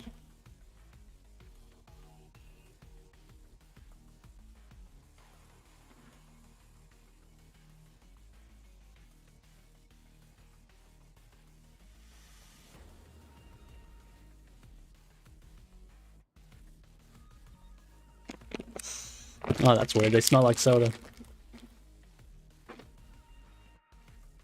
Let me try to show you. They look like kind of like Milk Duds or something like that.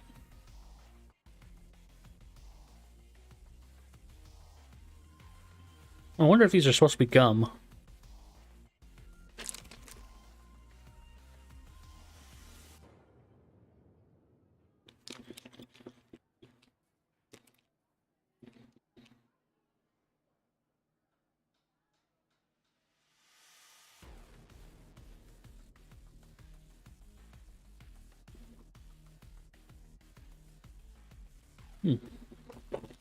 Not sure yet.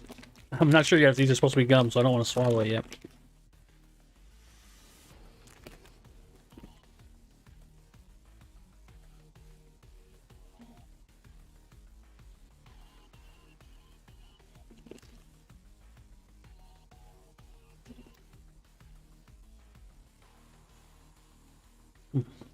I don't think it's gum. I think it's just like gummy, like chewy.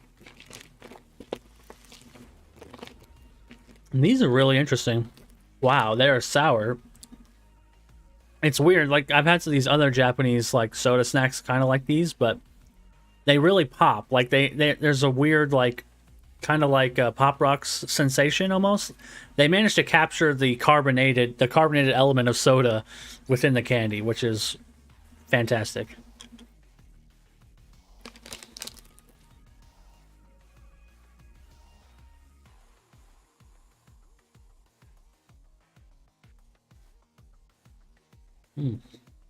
And they're a little sour though, but in a good way.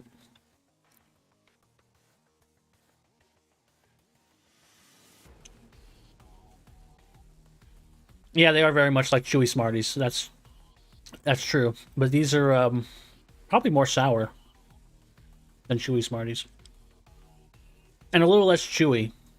The chewy Smarties I feel like a little more chewy. These, while they got, while you do have to work them a lot, like you got to chew it a lot, they're not as sticky.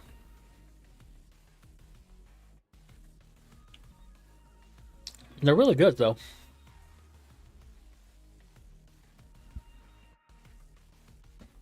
That's one I wouldn't mind bringing over.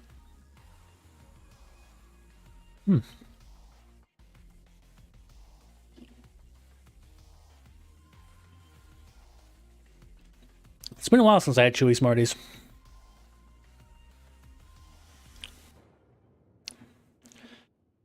Yeah, those are good. Those have a little bit of... It's weird. The outer shell, like when you break into it, which I guess is kind of what they're showing in the little picture there. Like, that's the carbonated part. The outer shell kind of, like, evaporates. But it comes kind of bubbly. Yeah, I wonder if I wonder how many of these you could find at an Asian market. I'm sure you could find some of them, but all the Asian markets around me are more like Korean and not Japanese. I'm drinking more of this tomato soup. It's actually really good. Yeah, I'd be curious to see what you can find at an Asian market. Yeah, I wish I had a Japanese Asian market around me, but they're all like Korean. I don't need to save it. What am I doing? There we go.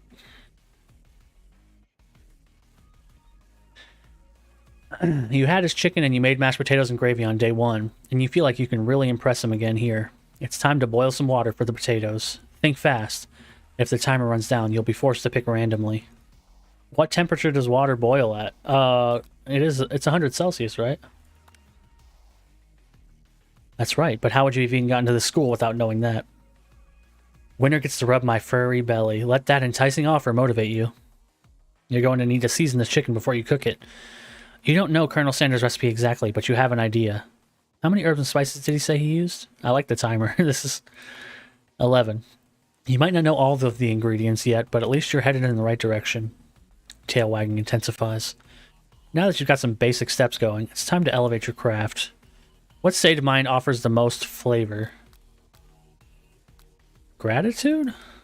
That's right. You must never take this opportunity for granted if you hope to succeed.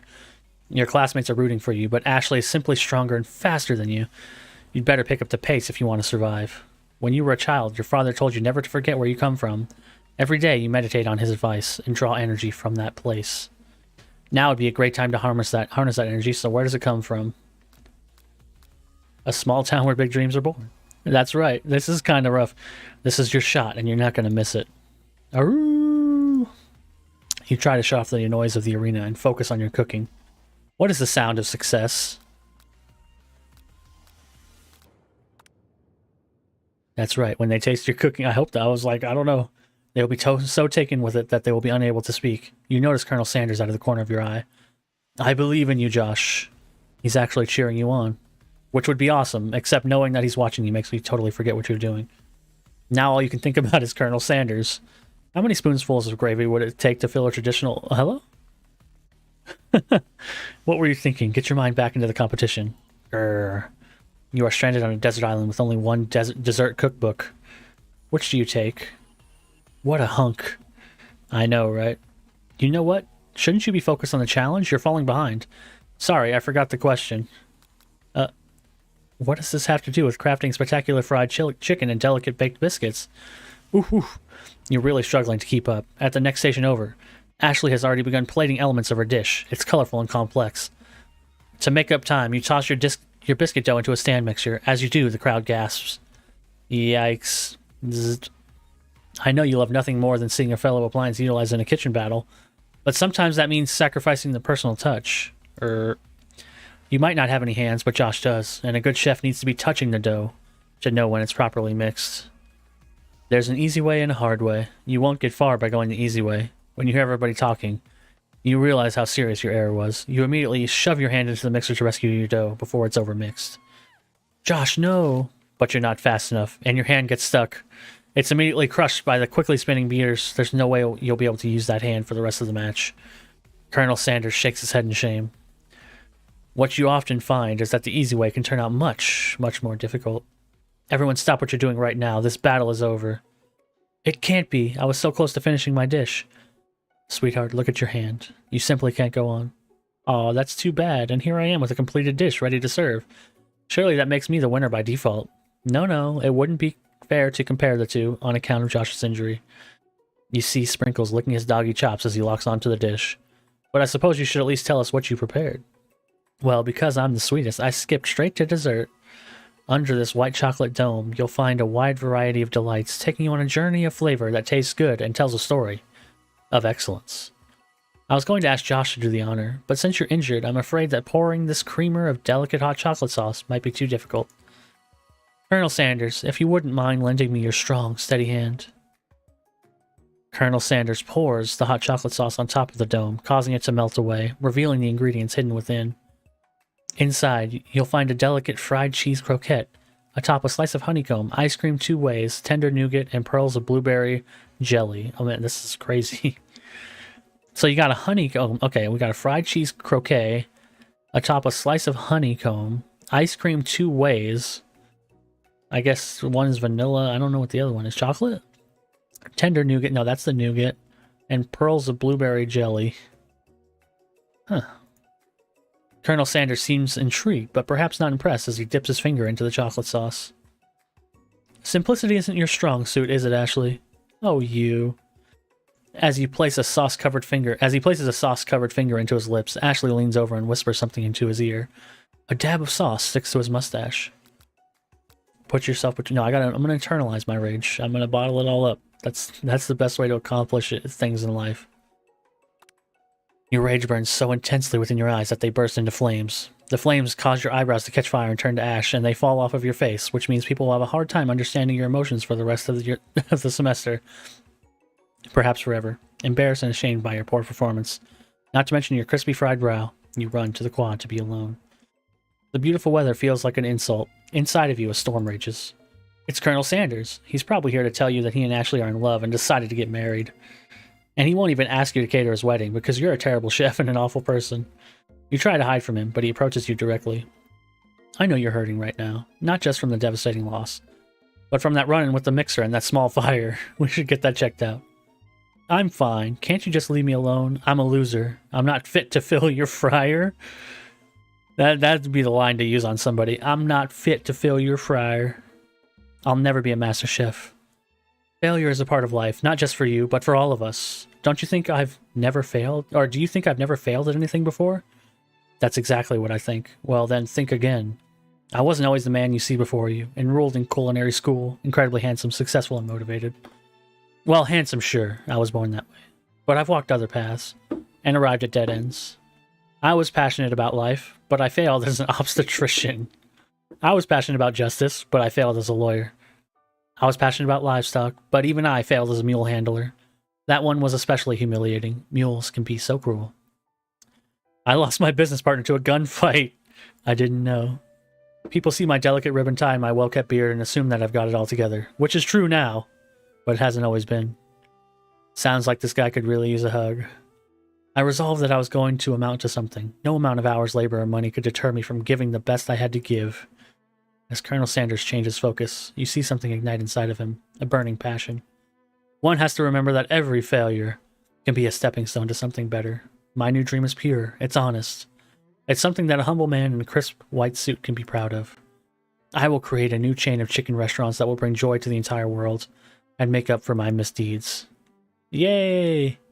Just as your moment grows intimate, you're interrupted by a threatening, shadowy presence. Battle-scarred from the night before, you prepare for the worst. Borko. It is I. I know I said I wouldn't be back after the whole fight to the death thing.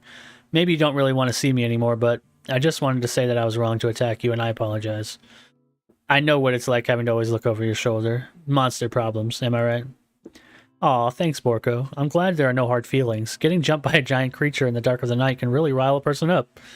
I also want to apologize for the way I switched right into attack mode. I know that you're strong, and cooking school can put a person under a lot of stress. I actually used to go to this school. I wasn't always a spork monster, you see. I don't believe it. You were a human once? Well, no, I was a golden retriever, but I was still a student. Until one day, some mean kids with a magic spellbook cast a dark enchantment on me, and I was forever transformed. A magic spellbook? Precisely. I had procured a copy for myself, but somewhere along the way I've lost it.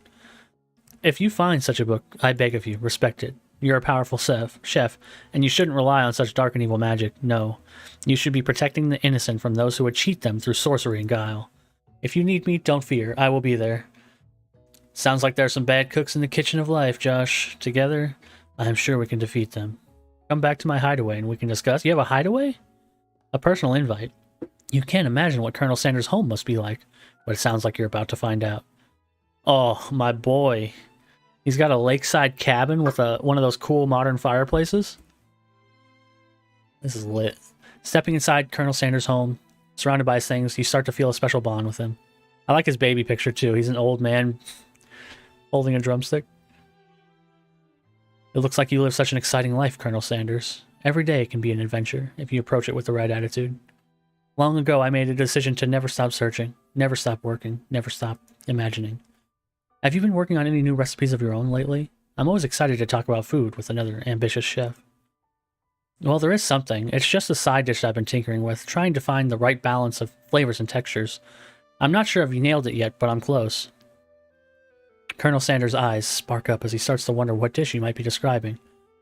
It's meant to pair with something spicy, or something crispy. Both, perhaps. Now that you got him right where you want him, should you reveal your new creation to him, or keep it secret just for you? Well, you gotta reveal it. You already teased him. You decide that you're as ready as you'll ever be to share your original cooking with Colonel Sanders. Before you can talk yourself out of it, you decide to dive in head first. You reach into your lunch bag for a special dish that you've been keeping on ice all day. I present to you my original coleslaw. The shredded cabbage dish glistens in the light of Colonel Sanders' luxe hideaway. Magnificent. Together you chow down on the creamy slaw until just a spoonful remains in the bowl. Do you mind if I hold on to the last bite? I'd like to have it around so that I can admire its taste later and think back on this moment. You could offer to make him more, but he seems like a very sentimental kind of guy. Sure, why not? Please make yourself comfortable. I'll be back in just a moment. You realize that now would be the perfect time to do some snooping. Around the room are various items you can look closer at. Each item seems to radiate memories and emotions. Tap on an item to discover more about the Colonel. Okay, let's start with this one that I can barely see. This must be where he keeps... Oh, it's a safe. You think for a moment. What number is important to Colonel Sanders? Then it dawns on you. As soon as you turn the dial to 11, 11, 11, the safe opens. Inside it, you find a single note. Can chicken be prepared what style? Sashimi style? You take a closer look at the larger and sitting on a nearby pedestal. There's a plaque on it. It's dusty, but when you wipe it off, you can read the inscription. It says, "Here lies the ashes of all my past careers and business failures." An adorable little baby boy crawls across the floor.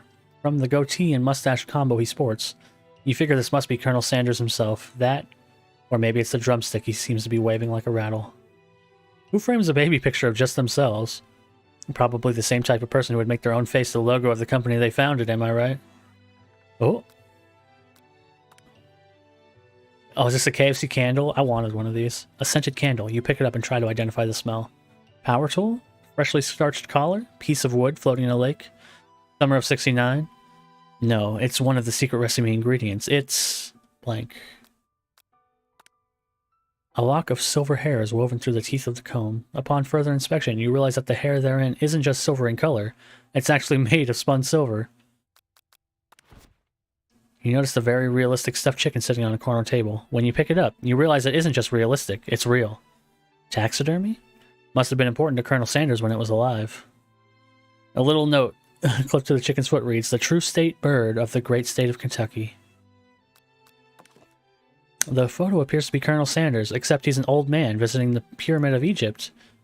Perhaps this is where he discovered one of his secret herbs and spices? One of the framed photos shows an old man who looks a bit like Colonel Sanders standing with a friend. They hold fried chicken drumsticks and appear to be cheering them. So this is really warping reality. You look closely and see that there's a short inscription. I wonder who my friend Pete is. You gaze out the window across the vast lake and mountain range beyond. Just then, the ghost of Student pops up. Are you thinking about heading out into the world on a quest to avenge my death? Wait, what? I've never learned your name. Why would I avenge you? I could just tell you my name right now. It's... Can't you see I'm in the middle of something? You open the window a crack and the ghost of Student is swept out with a breeze. You open the door to the Colonel Sanders closet, find a row of his signature white suits hanging within. You take one off its hanger and try it on. The jacket is a bit big for you, but it's soft and comfortable. You give yourself a deep hug, breathing in the scent. They say that home is where the heart is. Is this what they meant? Before you can look any further, you hear Colonel Sanders returning. He has a new dish he's been working on, and he wants you to taste it. You try to act casual until he asks you why you're wearing his jacket. I don't usually loan those out, but I must say, it does look good on you. Oh crap, the jacket. You forgot to take it off. You fess up and tell the truth. I feel like I should be truthful with my boy Colonel Sanders. He's gonna know. You confess. I think I've developed feelings for you. I might be developing feelings for you too, but I'm concerned. I can't let anything get in the way of my dreams. Overwhelmed, you take off the jacket and run for the door. But the thought of leaving the Colonel in the midst of such an emotional breakthrough gives you pause. You stop yourself. Colonel? Yes, Josh. I honestly think this may be the beginning of something wonderful. I think you're right. We should take things slow. You talk late into the night and drift off into a slumber. Dream sequence. Aww. You awake to a beautiful morning in Colonel Sanders' hideaway. Did you make the right decision on how to respond to Colonel Sanders? Only time will truly tell. Today is the day that could change the rest of your life. You think about the new secret ingredient you just learned about. In some jurisdictions, it's not even legal. But if the recipe is a secret, how will they know? Your thoughts are interrupted when Colonel Sanders emerges into the room. He's holding a gorgeously plated breakfast, and your mouth waters at the sight of it. Here's a simple breakfast I whipped up. It's chicken! It's meticulous. You taste Colonel Sanders' food, and it takes you on a journey. When you return, he's waiting to ask you an important question.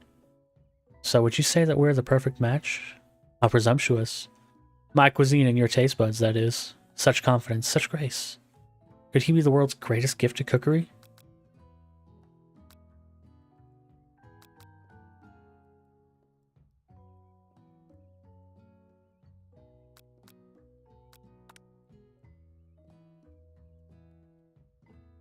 Colonel, I know what you're going to say. I need to be better if I'm going to leave my mark on this world. A single tear begins to pool in the corner of his eye as he gazes out the window. And with the right business partner, I know I can't fail. Business partner? Would he be talking to you? It's all happening so quickly. Overcome with emotion and confused by your feelings, you're on the verge of tears, unable to speak. The only answer you can find is to run out the door and get home. There's still one more day of school, after all. The University of Cooking School Academy for Learning waits for no one. You get home to find something very surprising. Your best friend is waiting there for you. Where have you been? Because I had one heck of a night. I've been desperate to talk to you about it, but I couldn't find you. I got worried that something happened to you. It's okay, I was just... But now that it turns out you're fine, I can totally get you up to speed on the saga of Miriam. Sure, but you will not believe what happened to me after school yesterday. I went on a date. I think I can believe that. Since I'd been partnered up to Clank, he asked me to go out with him. Of course I told him, you'd better keep your dials turned to polite and respectful. I'm not that kind of girl. but he was just interested in spending some one-on-one time together and getting to know me, so I said, yeah, sure, I can get to know the little metallic guy. Long story short, he took me skydiving with his friends. That's your first date? But things quickly spiraled out of control. Did she just say skydiving, as if that's a typical first date to go on with a talking pressure cooker? And now I'm not really sure where we stand. You don't give Miriam time to tell the whole story, however. Bottling up the details of your own night might be too much to hear. And I went on a date too. Back to Colonel Sanders' house, where I spent the night with him. You what? Nothing happened, but the emotional connection. Wowzers. Miriam offers to support you no matter what you do. Together with your bestie, you feel like you can do anything. When you arrive at school, you encounter your rivals in the quad. You can tell from a distance that they're picking on Pop, though he himself might not quite grasp that fact. Because, you know, he's Pop. What's a swirly? It sounds delicious. Oh, it's great. I'll order you one up right away. I'll have my swirly with sprinkles, please. Haha. Sprinkles is a dog and a treat. You can get your swirly dip, too. Well, hello? Why don't you pick on someone your own size? Because I'm literally the biggest person at this school? There is that horse that Colonel Sanders rides to school, but who would dare pick on such a gentle and beautiful creature? You've got some nerve, Josh, suggesting I pick on a defenseless horse. Now you're twisting my words and I won't have it. You clench your fist, but the injury from yesterday's mixer accident makes you wince with pain. It doesn't look like you can go on cooking like that. Might as well just give up. I'll never give up. Ever. Colonel Sanders arrives just as it appears things are close to boiling over. A naturally intuitive person, he senses that something has been going on. Is everyone excited for the final day of school? Josh, how's that hand feeling? I'm sure you'll be back in fighting form by this afternoon. Aren't you concerned about my hands, Colonel? Yesterday I almost broke a nail winning so hard. Technically, I don't believe a winner was decided, but your presentation was quite impressive. What is he doing complimenting her? But what about the flavor of my delicate, warm, gooey chocolate sauce? I feel like there's a lot of innuendo happening. It was clear that you are passionate about how your food is received. That is a lot of words to say it was bland. Excuse me, Josh. I am more than capable of enough to speak for myself. Maybe you could tell me more of your thoughts as we walk into class, Colonel. I'm always interested in discussing the fine art of fine foods. See you inside, Josh. Annoyed by Colonel Sanders' inability to see Ashley for who you know she really is, you walk across the quad to get some distance. In an attempt to distract yourself from how slighted you feel by that interaction with Ashley, you take out the spellbook you recovered yesterday and start flipping through the pages. Whoa, that's that book? It looks like bad news. It's just something I found lying around. It would appear to be some sort of grimoire, but I really don't believe in that magic stuff. A grimoire? Like a book of spells? I don't know. Who would spend so much time decorating a magic book if it weren't really powerful? I can think of one surefire way to find out. You open a page covered with arcane warnings. Cast only in case of extreme emergency, it says around the edges of the page. I could use a spell here that says it will erase anyone I choose from all of my memories. If I scrub out Colonel Sanders, it would probably help me focus better on the upcoming final exam. That is way drastic. Couldn't you do something like anything else not rooted in dark magic? Maybe tie a string around your finger? Okay, fine, it is drastic. But desperate times call for desperate measures. You've got a memory-erasing spell sitting right in front of you, and a pretty good excuse to try it out. Why would I do that? No. Don't do that. You take your friend's advice and put the book away. It's almost time for class. Sprinkles is already in the room, waiting for students to arrive. He clears his voice to make a quick announcement. I want you all to know I feel something of a dog moment coming on, but I assure you it's nothing to be afraid of. His cute little nose scrunches up and he begins to breathe quickly.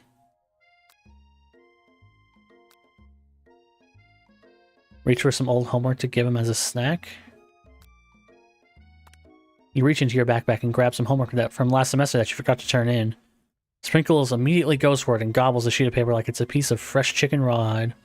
I apologize for the outburst. I know it seems cliche, but not much in this world satisfies like ungraded homework. My, Josh, were you studying something with cinnamon? I have been sitting in on a lecture series around the art of cake baking. How insightful. This actually brings up an important point. Thank you, Josh, for reminding me to dole out this indispensable bit of wisdom. You see? But before we can go any further, Miriam's love drama spills over into the class. Sprinkles is interrupted by whirs and sparks coming from the back of the room. I told you to save it for after class. Bzz, bzz. You think I wanted to be thrown from a plane strapped to a stranger? Miriam and Clank appear to be arguing, but still haven't learned to speak Clank's language of mechanical noises. But no, you had to show off your cool kid friends. Jeff and Joan, J&J forever. Watch us form a triangle in midair as we descend. Triangles are the strongest shape, don't you know? Bzz, bzz. Yeah, well, that doesn't make it a great date. Beep, we're... Then take Jeff and Joan with you. You can all hold hands as you pedal down the mountain. Or off a cliff for all I care. Sad beep. Clank begins to shudder. Steam pours out of the gaps in his panels, and then a loud ding stops him in his tracks. Beep, bzz. No amount of seasoning is going to make me want to eat that, Clank. Clank burps out a completely deep-fried sneaker, considering that he himself has wheels, not feet. It's not entirely clear where it came from. In terms of deep-fried footwear, I guess it looks okay. Clank slowly rolls out of the room to be alone with his shoe. Everyone tries to pretend like they didn't see that entire thing go down. Nothing like a loud public breakup to cast a pall over the final day of school. Well, that was unfortunate, but we mustn't be distracted by what lies ahead. The final competition showdown challenge exam. I'm still working on the title, but I think you get it. The test approaches. See you all in the arena. Alright, hold on. I'm gonna get another one of these Amazon codes.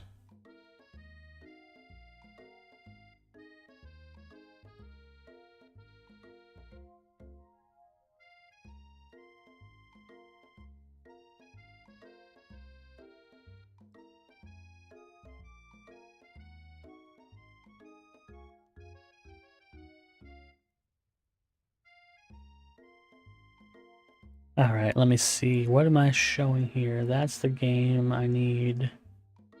Yeah, we'll keep it on the game. That's fine.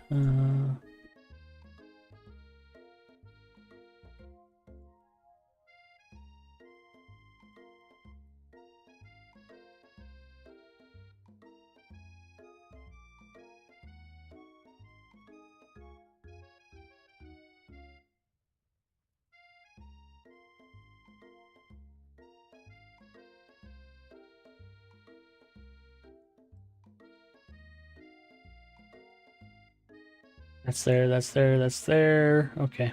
I'm gonna drop another code in this little chat window. You might be the only one here, so I don't know, but there's that. Alright. But before you can think about the upcoming competition, there's a very beautiful soul nearby, in need of a pep talk. Hey Miriam, are you okay?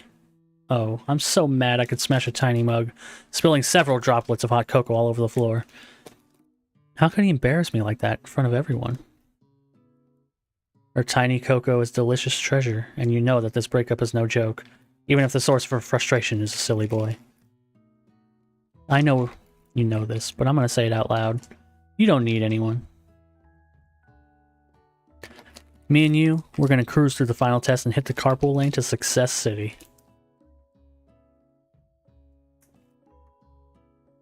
I'm gonna eat more of those Coke snacks, they're pretty good.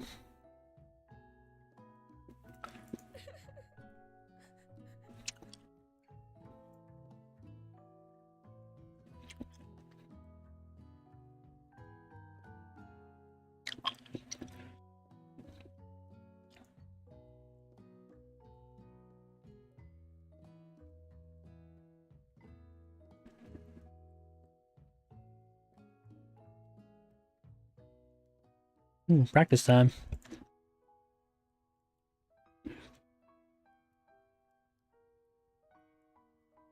Oh, here we go. We're gonna make a chicken pot pie. You know, KFC's pot pies are not the best, but they're still kind of good every once in a while.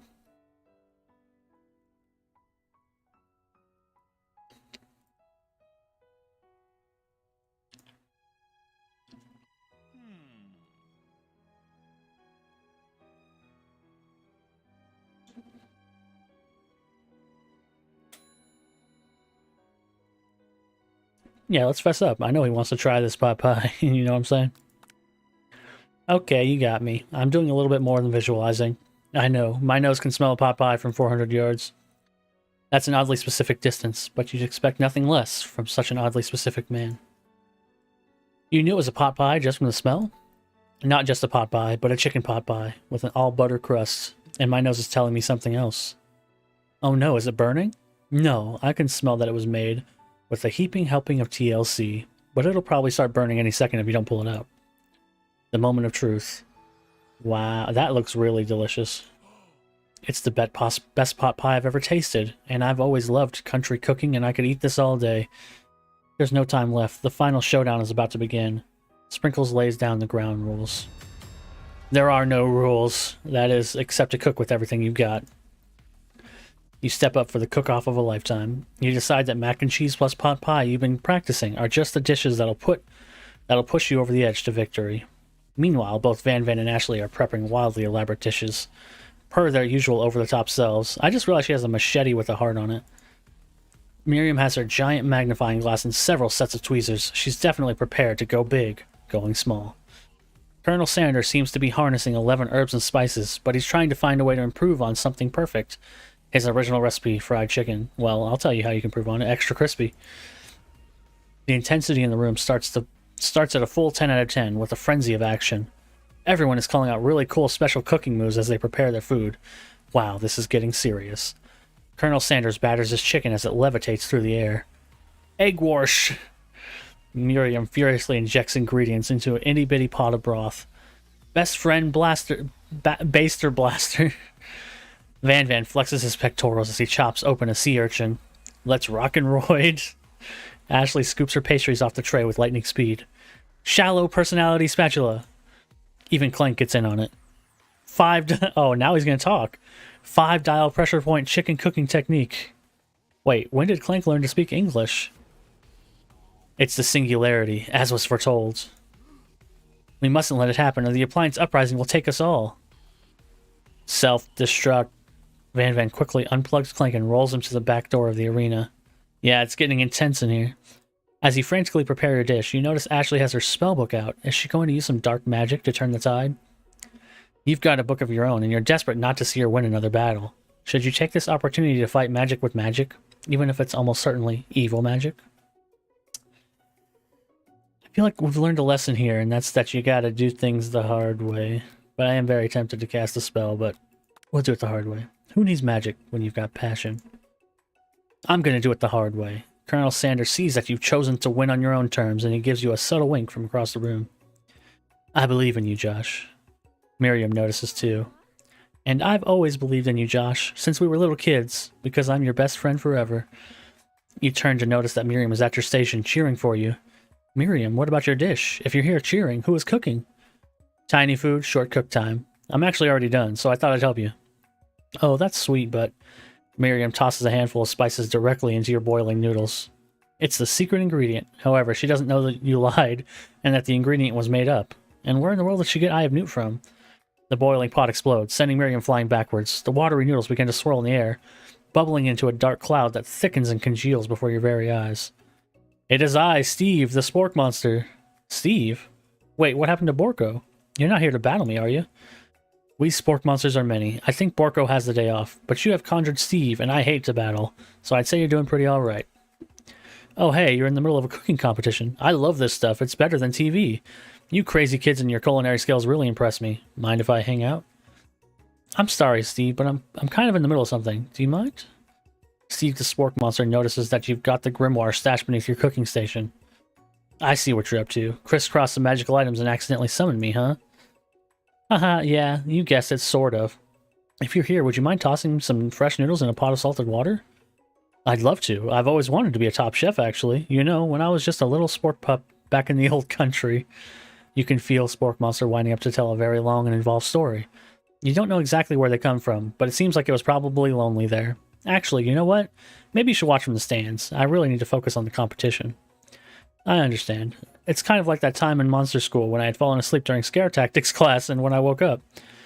You toss a serious stare at Steve and he takes the hint. Never mind, I'll tell you later. Good luck. Having suffered this huge setback, you don't know... Oh, we're back to the metal music. You don't know how you could ever win. You summon extra power from deep down within yourself. Well, let's just give up and drop out. Hold on. One more thing over here.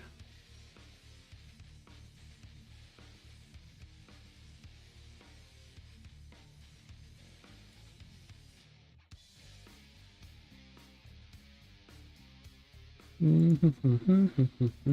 kind of like this. Let's summon our extra power. I can do this. I have what it takes. I came here to win. Your hair turns mac and cheese orange as culinary energy flows through your body.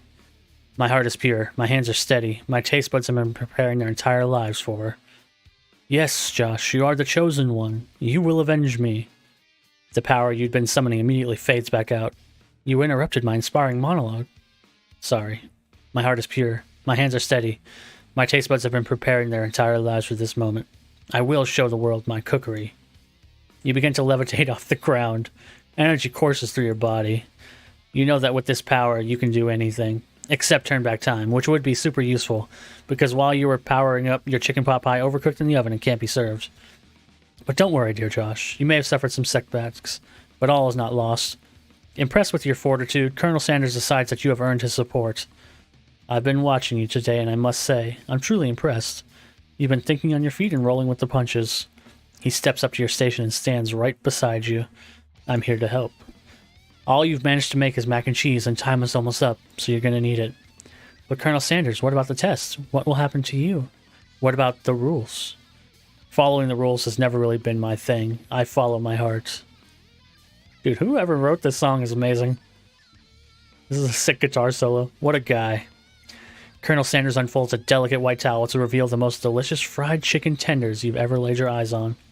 And besides, sometimes unexpected combinations can have surprising effects that surpass their individual efforts. Are you suggesting, if we combine forces, we can form the perfect food union? Time's up, students. Is he going to make a mac and cheese bowl? With time expired, it's the moment everyone's been waiting for. You must now prepare to present your dishes. A handful of students stand tall, but the class seems incomplete. It seems we're missing some students. Pop? Clank? From off-screen, you hear a pure and innocent giggle that can only come from one student. Hee, I'm flying. It sounds like it's coming from the broom closet over there. Miriam, would you mind? Inside of the closet, you see Pop, hanging on a broom hook by the elastic of his underpants. Pop, get down from there right now. Let me guess, did Van Van have something to do with this? When someone asks for a wedgie, who am I to refuse? I thought a wedgie was a salad. It looks like Pop is eliminated from the challenge, seeing how he didn't cook anything.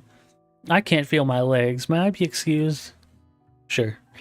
You kids and your pranks. I must say, it's not the worst prank in UCSAL history, but it's not exactly yearbook material. Wait a second. Pranks. Clank, where did the pressure cooker roll off to? You wait to hear a signature word beep or other onomatopoeia, but there's none. Somehow he must have gotten unplugged, I guess. We'll have to figure that out later. That leaves only 4 remaining students. Please collect your final projects. Yes, it has been a longest semester. Wow, 3 whole days long. But after days of hard work, the time has come for me to eat. Miriam, please step forward. Now, describe your dish. I've made tender udon noodles and savory soup. Wow, that looks really good. My word, it's so delicate. Is that a teeny tiny Naruto maki I spy afloat in this itsy bitsy bowl? Yes, chef. Please call me Sprinkles. Chef is my father's name. Yes, Sprinkles. And some green tea made from baby tea leaves that I picked myself. Sprinkles carefully snips around the dish before opening his mouth and letting just the tip of his pink dog tongue slip into the bowl. Sublime. Would anyone else like a taste? Oh, come on. I'm not one of those dogs who doesn't floss. I even have a really cute electric toothbrush for dogs. Fine, I'll enjoy it all by myself. And in a flash, the entire meal has been devoured. Not that it took much. It was less than a thimble's worth of soup. A+. Rarely do I taste a dish with as much love poured into it as yours. Miriam is overjoyed. She gives you a huge hug. Thank you, Josh, for helping me to believe in myself. Van, you're up. And now describe your dish. I made uni over smooth egg custard in an axe-hewn urchin shell topped with caviar. Did you skewer one type of urchin with spines from a second different colored type of urchin? Yes, Sprinkles. A bit much, don't you think? That's exactly why I did it. A bit much is my brand. Doesn't it look cool? Sprinkles leans in to sniff the uni, but he can't get his nose close on account of all the sprinkles. Or of all the spikes. He begins to paw at it erratically, causing the custard to slosh around. Oof! Please be gentle with my cuisine. Grr. Finally, Sprinkles goes all in, tongue first, but he can't get past all the needles. He reels back as his tongue is poked and prodded. Yeah, ouch. My tongue. The professor appears to be having an allergic reaction to the sting. I can't eat this. It keeps poking my tongue. Disqualified.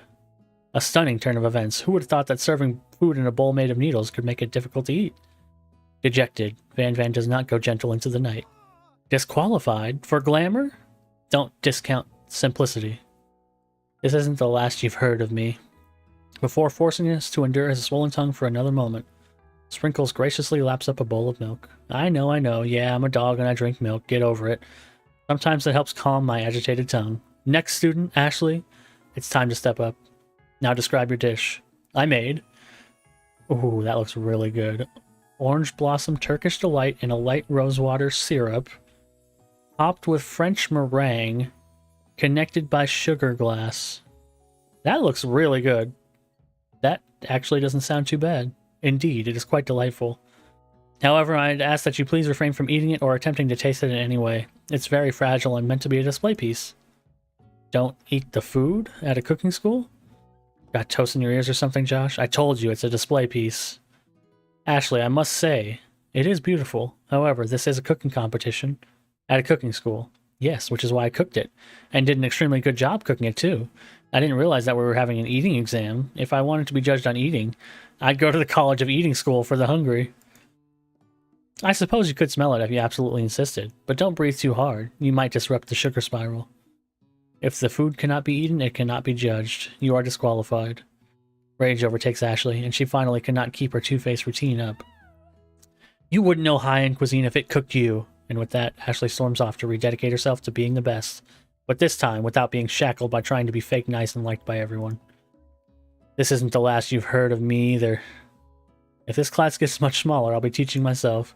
You and Colonel Sanders, the final cooks, step up. 2 chefs. I knew it. It's going to be a mac and cheese bowl. That's fantastic. Has become something else. He examines it closely, sniffing and eyeing the bowl. Uh-oh. I don't have a good feeling about this. From somewhere in the room, a literal drumroll plays. Just when I thought I've seen everything in this kitchen, you give me this thing, and completely blow me away. In my 49 years of life, I've never tasted anything so delicious and perfectly balanced. It's so delicious, in fact, that everyone passes the class. You pass, and you pass, and even you get a pass. Everyone gathers around and partakes of the mac and cheese bowl. They all seem to transcend this reality into another dimension. You win. Together, you and Colonel Sanders have made a new menu item. The new menu item is so impressive that Van Van and Ashley are drawn back in by its magnetic fragrance. When they gaze upon your mac and cheese bowl, they admit that you are indeed an excellent chef. Sprinkles declares that you have passed. Everyone has passed. There were supposed to be more battles, but come on. How could they be better than this one? Now that the school year is complete and everyone has graduated, the students return for one last assignment. To get their groove on. The cafeteria has been completely redecorated in order to serve as the site of the school's graduation dance. Compared to the massive high-tech cooking arena, the humble decor seems downright cute and cozy. DJ Dog is in the house! You knew that Sprinkles was a master chef, but also a world-renowned turntablist? Who says you can't teach an old dog new tricks? Van Van and Ashley, oh, they got new outfits. Tell everyone that they're committed themselves to righting the wrongs they did while they were villains. For a moment, you actually believe them. Not another haunting. No ghosts allowed at graduation. It's clearly written in the school's bylaws. I was never actually a ghost. It was all a trick to get you to finally notice me. Oh, amusing. And now that everyone is together... It's the Spork Monster. He is totally mellowed out. Everyone, the Spork Monster is no more. From here on out, I'd prefer that everyone refer to me by my new name, Party Monster. Student tries to finish what he had to say, but everyone is too wrapped up talking to Spork. Sorry, Party Monster. Dejected, student walks off.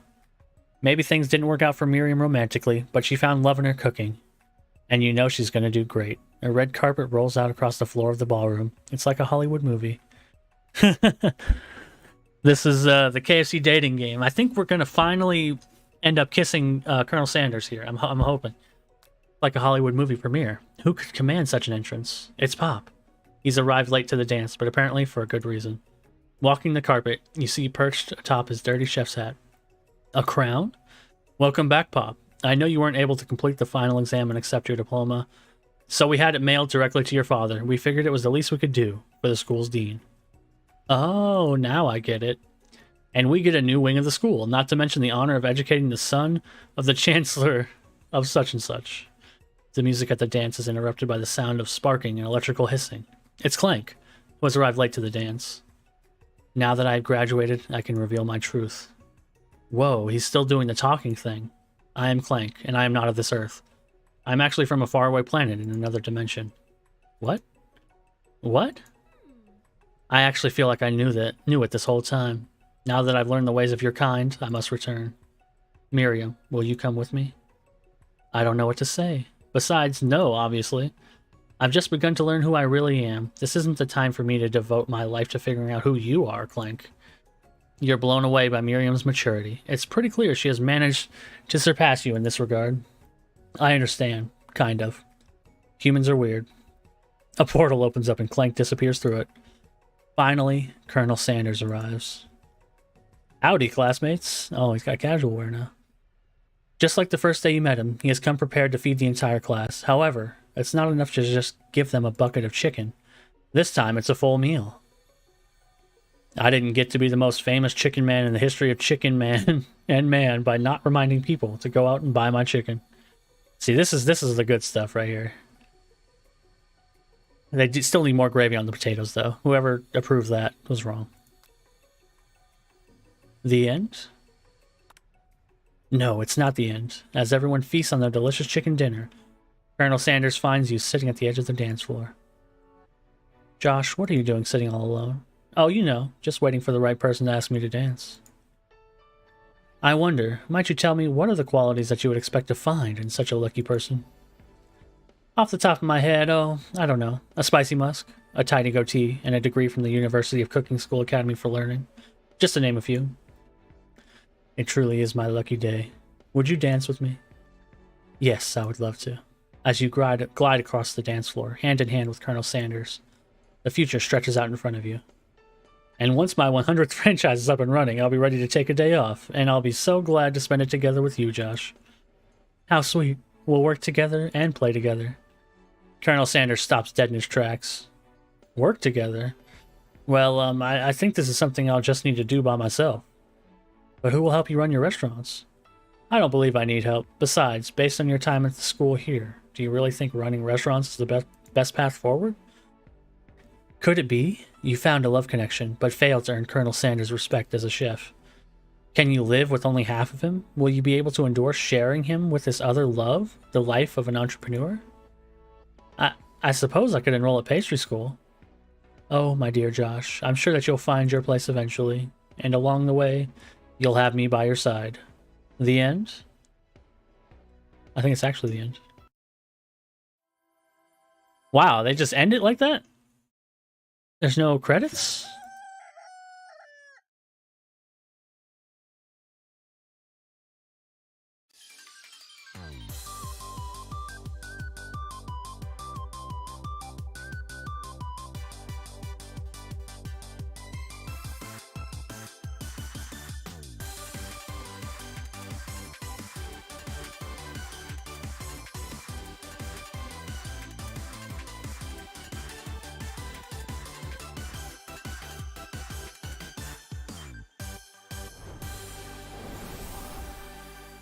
I gotta admit, that's a pretty sick intro. But yes, this is actually an official KFC video game, officially done by KFC, a game by KFC.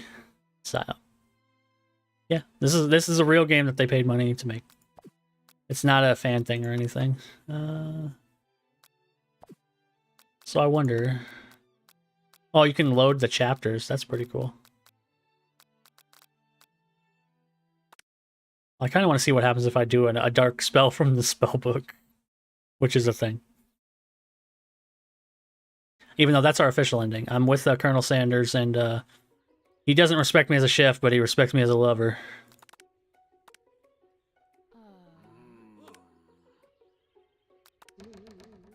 Well, at least we can fast forward.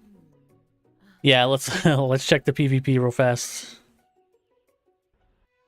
I'm gonna cast the forbidden spell. You begin to recite the spell, but you stumble on your words. And the only effect it seems to have is make you forget what it is you were doing. Oh, right. After looking at the page again, it comes rushing back to you. Oh, okay. It's just a joke thing. Okay. Got it.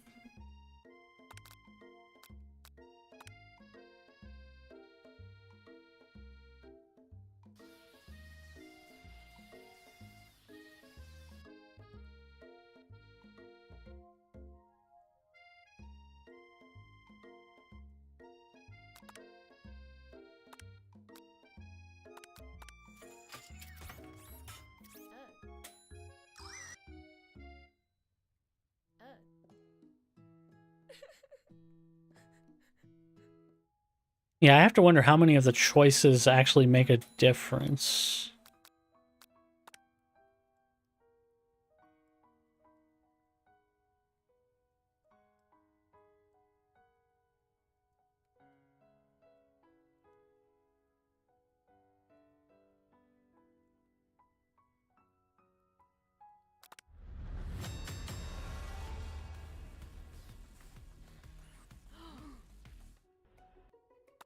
Yeah, let's cast a spell. You take out your own spellbook and let your instincts guide you to a page you've never seen before. It's a summoning spell that will conjure up a spork monster. Now seems like a good time to add some chaos to the mix. You have summoned me. Ah, the broom cooking arena. So many fond memories of battling in this place.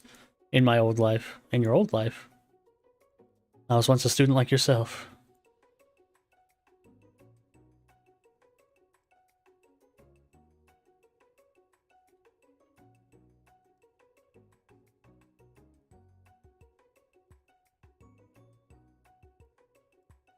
Oh no. He turns her into a chicken?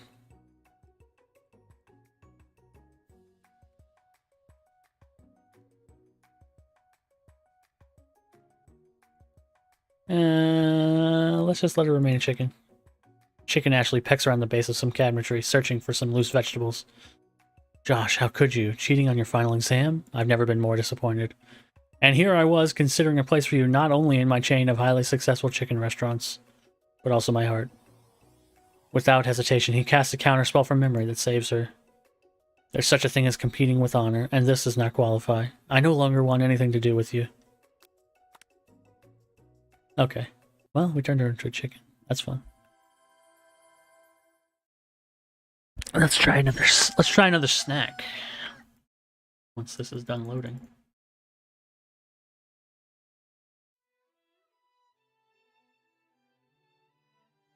Let's try a snack. Alright. Anybody got one they want me to try I can cross out?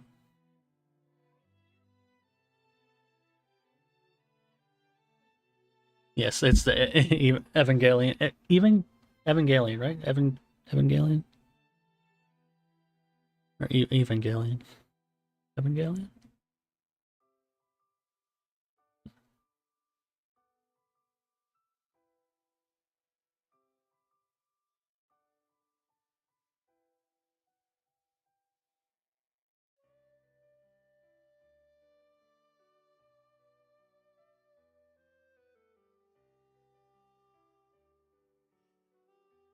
What you are looking at is a bunch of snacks that I got from Japan in a snack box. I don't honestly know what they are either, so that's why I just, if you want to pick one, I'll try it out.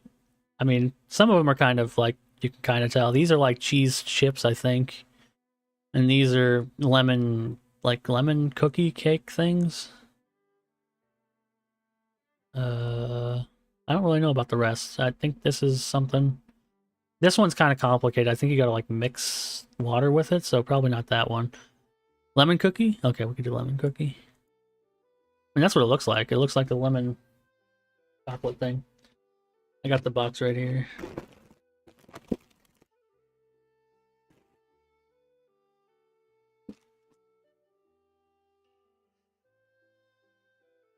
Horn. Very simple. Yeah, it doesn't have any English on it. So if you can read that, if you could just translate that real fast, then we'll know what we're eating. Oh, this is some fancy packaging, though. It's like separate sticks in the box.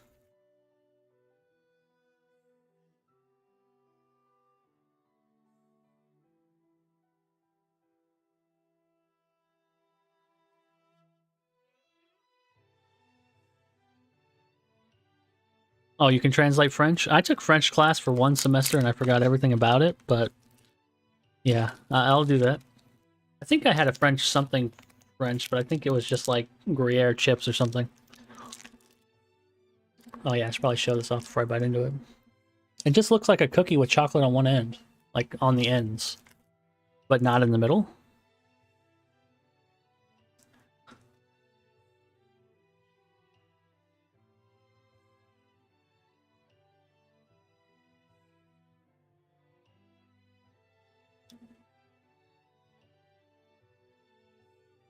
Wow. Okay. This thing is delicious, by the way.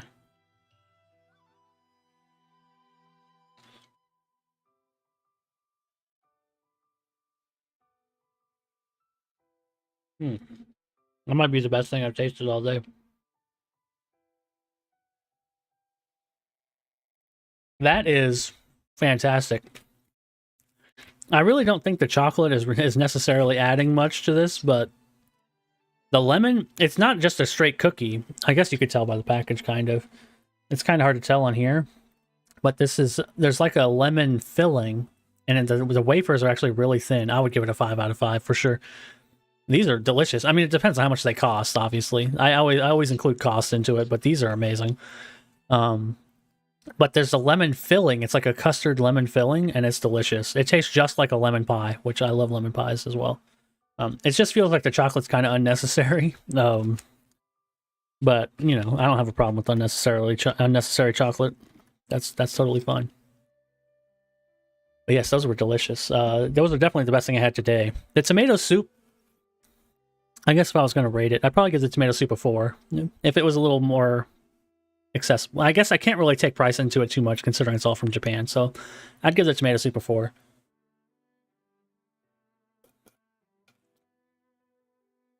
I'd give the Coca-Cola snacks a 4.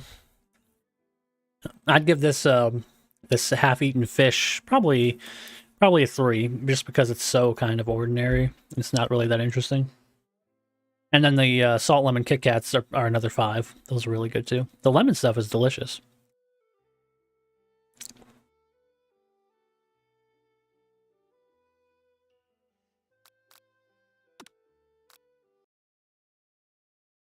Well, now we come to a conundrum. Do I want to do something else? I don't really have anything else planned, but I got time.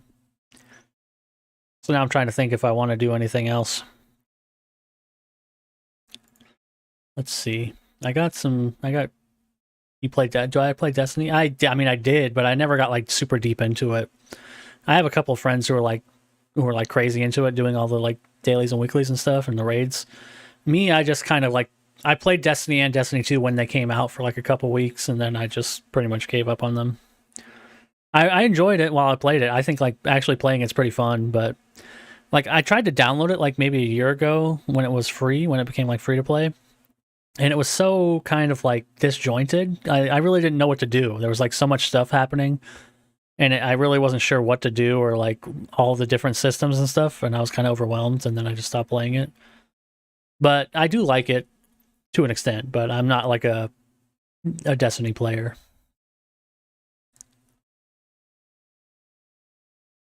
Hmm. Are there any other food related games? That might be interesting.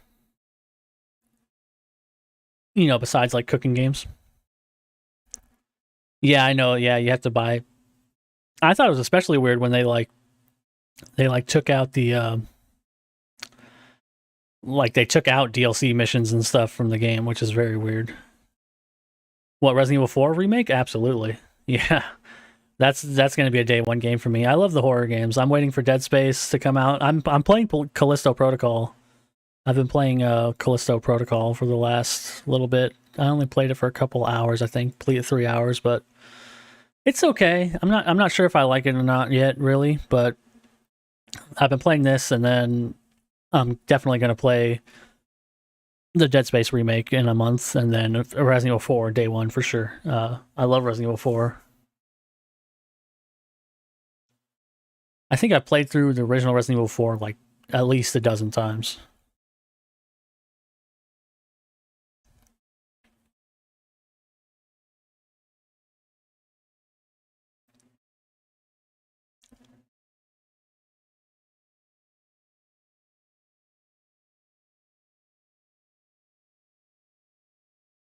Let's see what they got.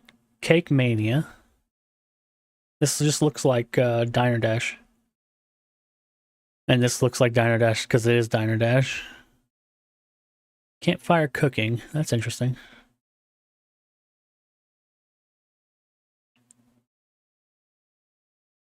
Cooking simulator.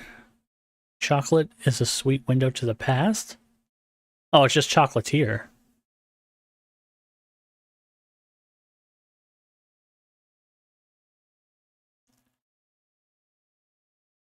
That sounds kind of interesting. Chocolatier sounds like an interesting game.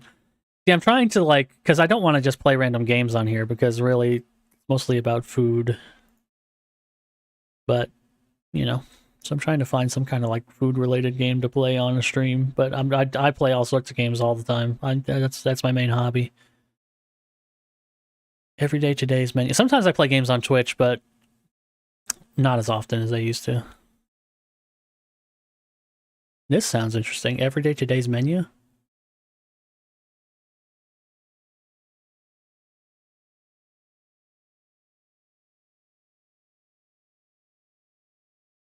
This might be a good one to grab.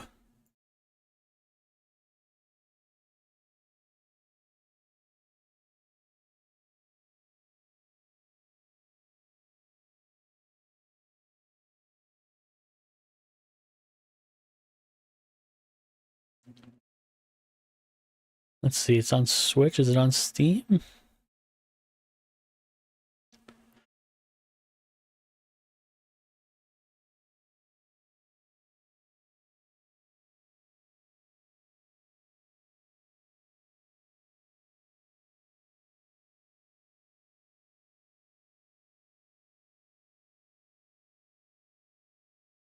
Oh, it's only on Switch, huh? $49.99. What do I look like? That's it's an interesting price point. Uh I like the idea of this game, but don't know about $49.99. Yeah, it actually looks really good. Whoever did the graphics and stuff, that looks really good. But I'm not that rich, so that's not gonna happen unless they probably don't have a physical version, right?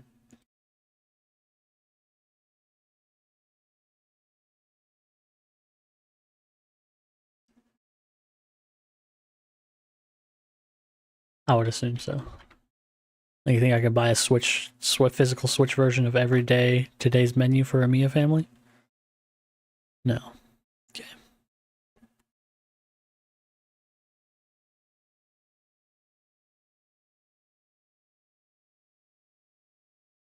I'll keep that in mind though. If this ever goes on sale, I will I don't want to wishlist it because then I have to sign in. Let's see.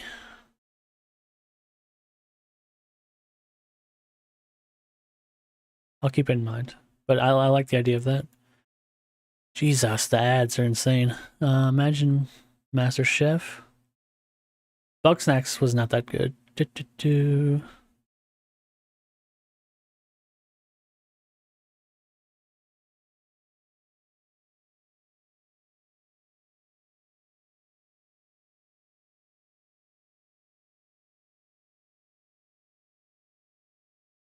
They're gonna have the cheeseburger from Resident Evil 2 remake. That was pretty good. Oh, here it is, a Mia family again.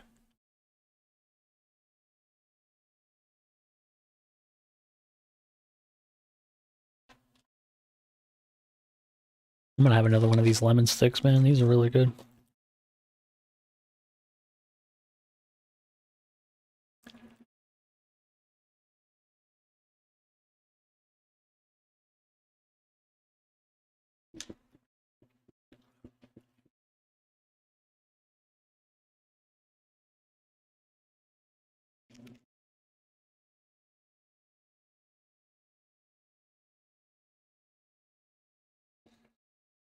Really?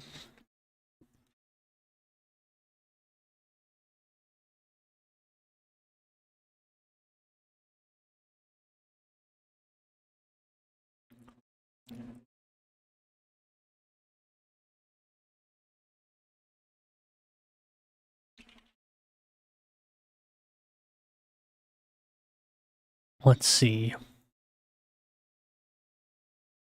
Overcooked. I'm looking for something with a story, like the one we just did.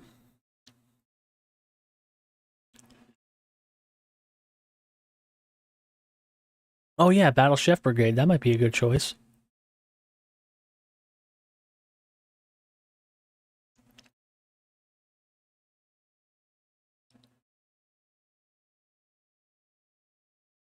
Battle Chef Brigade might be a really good choice.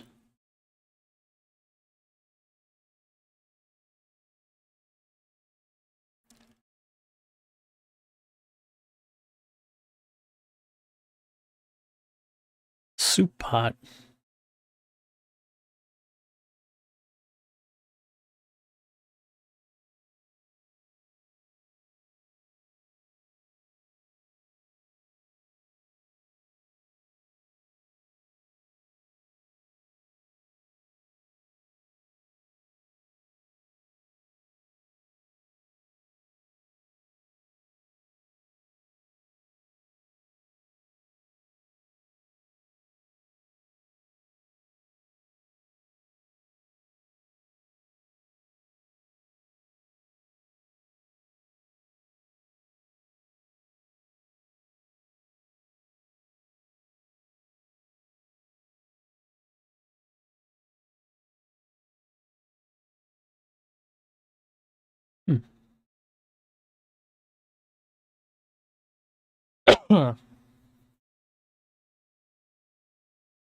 Gotta keep going. Yeah, I think Battle Chef Brigade, that Amiya game, if it ever goes on sale, I could put it. I have a Switch, I can make it work, but not for $50. Good pizza, great pizza.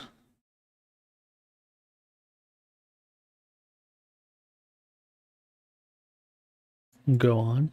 That sounds fun.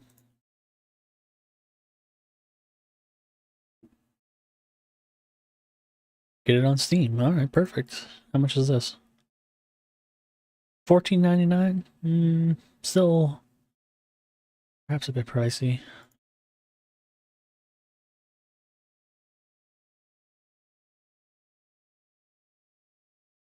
Yeah, I remember watching. I remember I kind of wanted to play that game a long time ago because it's like a cross between like an RPG and a cooking game.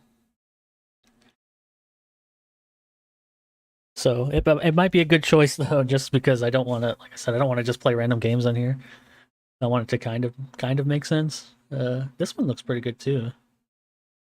This good pizza, great pizza game.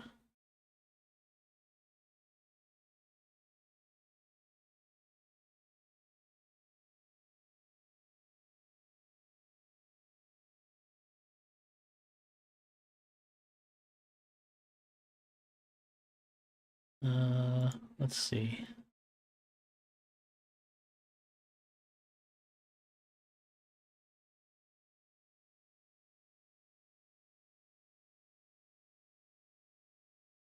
Yeah, this seems kind of interesting. Add to my wish list. When it goes on sale, I'll definitely try it out. Let's look at Battle Chef. Put this on my wish list too. Or when it goes on sale.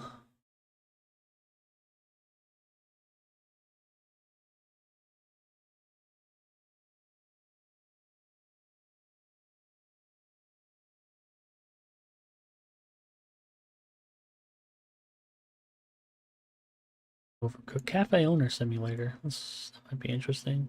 Brewmaster. Bear and Breakfast?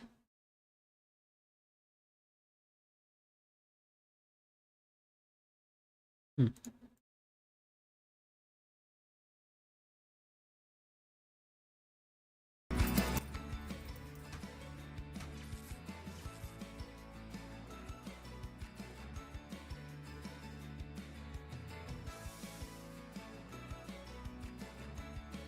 All right, see you, man. It's okay. I'm gonna be ending this soon, anyways. Now I'm just looking for random food games to play. If you got any suggestions, let me know. But I'll see you.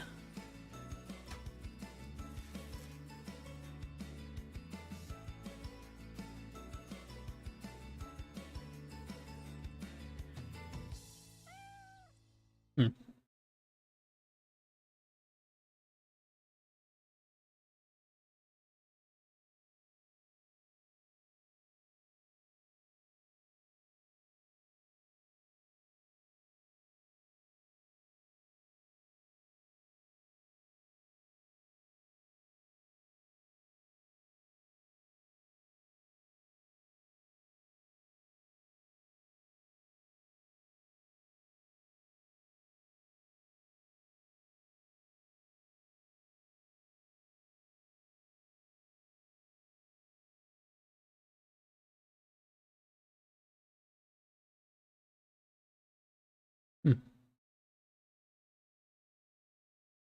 Yeah, hey, you know what?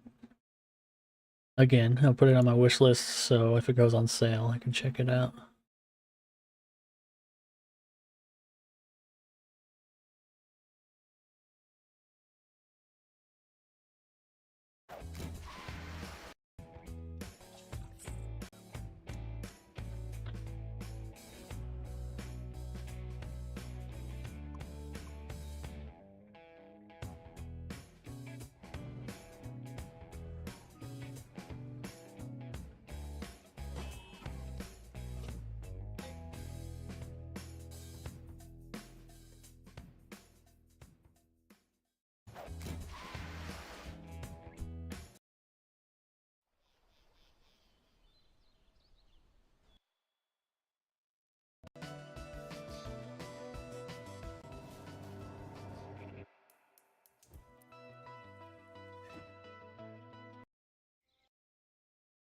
Huh.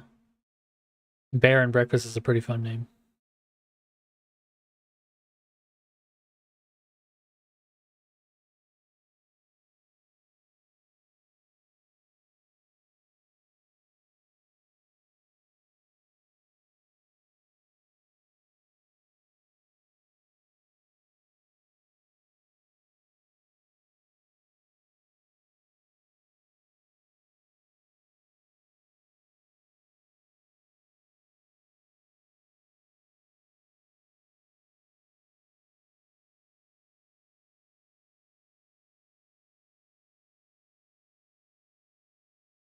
Well, I think that's good for now. Hopefully one of those games goes on sale eventually.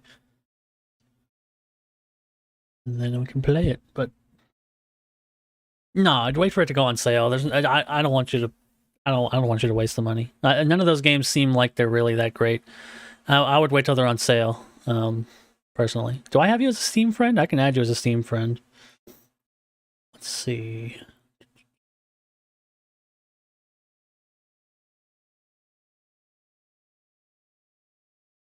Oh, here's my code. There it is.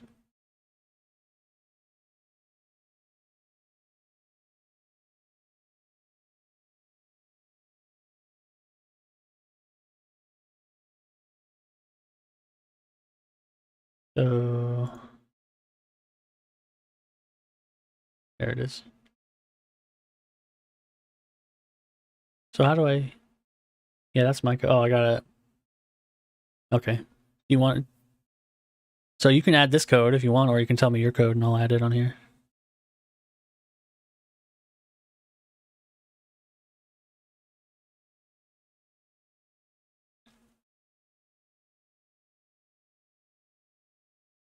There we go. I'm assuming that's you.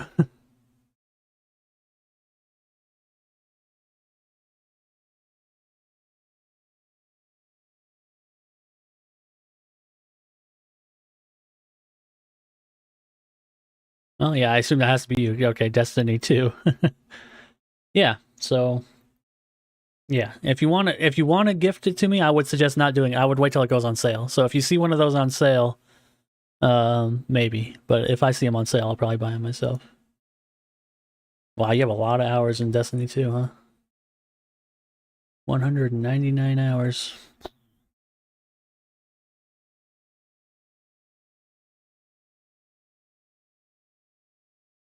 Ugh. See, no, I'm interested. Hades, one of my favorites. I love Hades.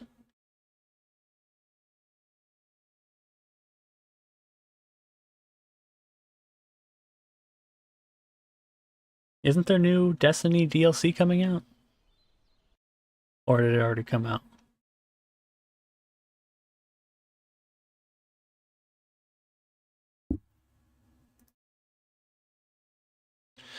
Yeah, I've thought about trying Elden Ring a few times. It's just I just worry about how difficult it is because sometimes when a game's really hard, I'll give up on it.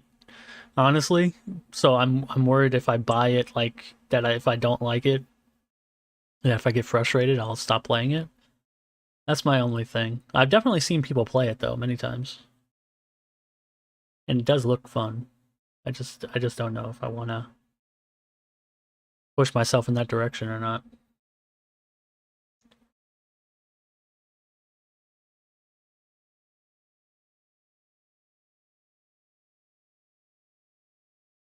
Lightfall, that's what it is. Best game. Yeah, many people have told me that. Like, but it's usually the same people who say like they love Dark Souls and stuff. Which again, I've never played Dark Souls. It's just because of its reputation, you know, because it's the reputation of being so difficult that I think to myself like I feel like I'm gonna buy it and then I'm gonna get frustrated and never play it again. I'm gonna feel like I wasted my time. That's my worry. But yes, I've heard good things about Elden Ring, and I've heard many people say you can, you know, you can cheese it enough to like even if you suck, you can eventually get past things and stuff like that.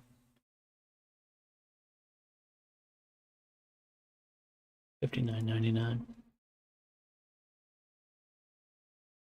Do you mean play it on stream or just play it in general?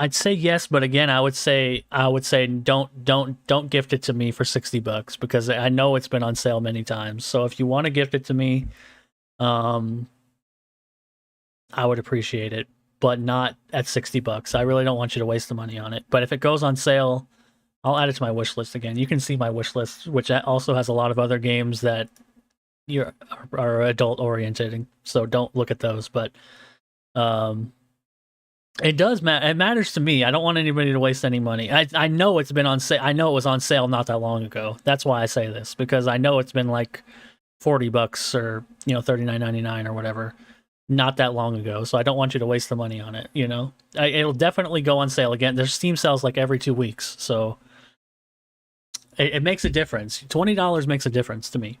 So that's all. Plus, I got a bunch of other games I can play in the next couple weeks, so I'm not really worried about it. But like, if you gifted it to me when it went on sale, I would definitely try it. So that's especially why I don't want you, because if you gifted it to me for $60 and then I played it for like 2 hours and I didn't like it, then I would feel really bad, That's why. I'd feel really bad if you spent $60 on it and then I just didn't even like it. So that's why I'm saying wait for a sale. So, but if it's on sale, then yes. Always look for a sale. If you ever want to gift me something, look for a sale. That's my suggestion. But yes, if that does happen, I'll try it on stream. I will stream the beginning of it, but I can't promise more than that. I will stream the beginning of it and see if I, fall in love with it or whatever. But if I don't, then that would be that. So I will try it. If you gift it to me on sale, I will try it on Twitch for at least a couple hours and see if I like it.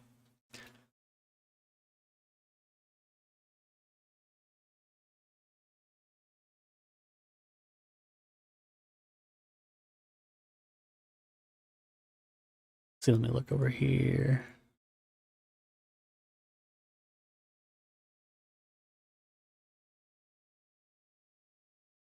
When was it last on sale? See, it was $41.99. I think it was $41.99 not that long ago.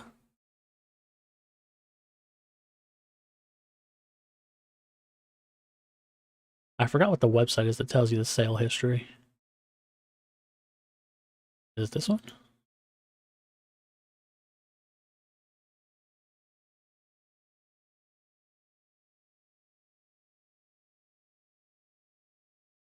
No, this is like the player history.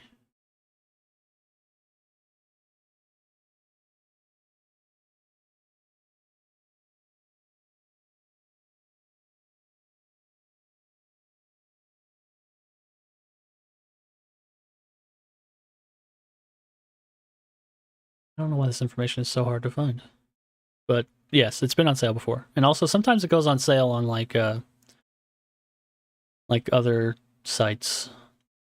Like this guy's gonna say.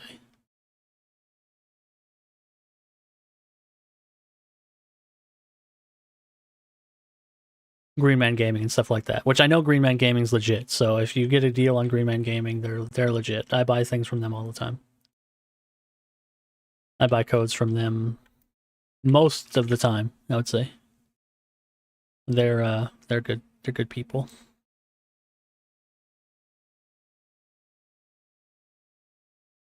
Right now, see, even right now, it's 52. That's not enough of a sale. But yes, I suggest them. No. Oh. See, you could have just bought it for 52.19.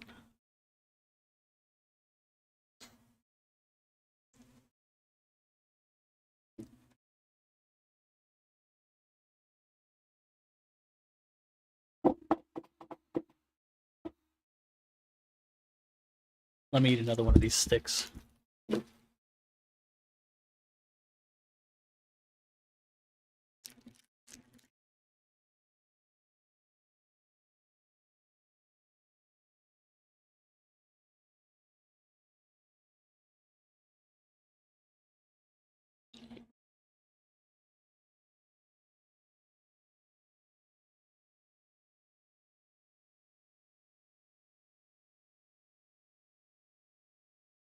I've heard that, yeah, that you can like that you can like summon people into your world and stuff.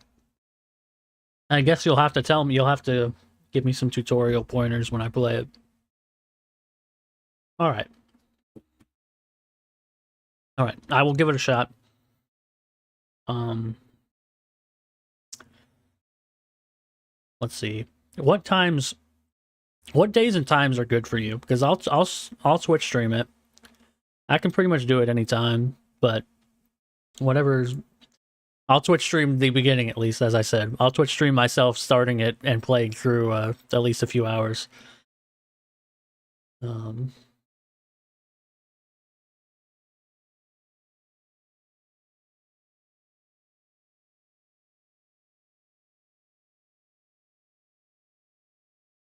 You work Monday through Friday, morning to 5:30. That's good hours. Monday through Friday till 5:30. Those are nice hours. Those are very straightforward hours. Okay. Let's see. Well, this weekend's not going to work for me, obviously, and next weekend wouldn't work either because it's Christmas. But maybe one day during the week, or well, next Saturday is Christmas Eve, right? It is.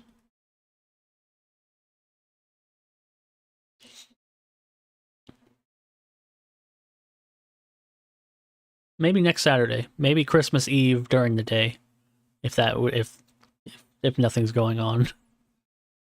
That might be a good time.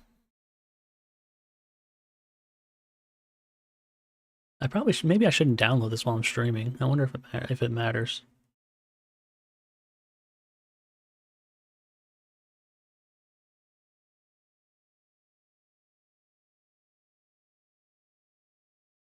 No, yeah, yeah, no, you make me kind of like excited to try it. I just feel like I'm just really hoping I like it.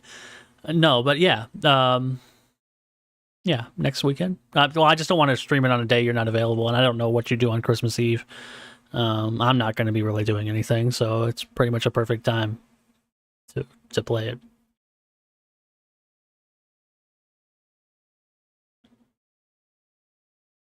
I just can't do tomorrow because I have other family coming over tomorrow. Tomorrow's going to be like our Christmas because we're all going to meet up.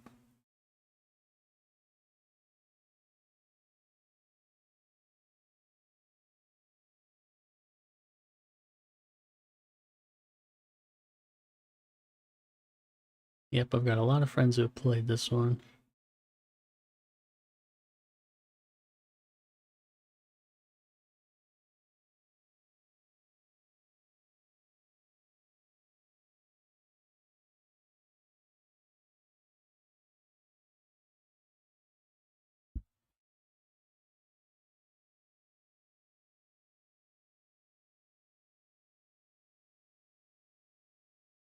Let's see. I'm gonna pick a snack for myself. I'm gonna pick this one before I sign off. This one's like you beat it in the first week. I heard that game is super long, like really long.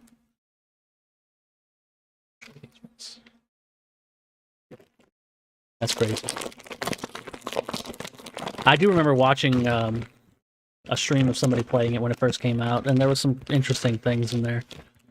And then there was some overpowered stuff I think they patched out where you could like summon not other people but like certain summon like ghosts to fight for you, and they would do all the work.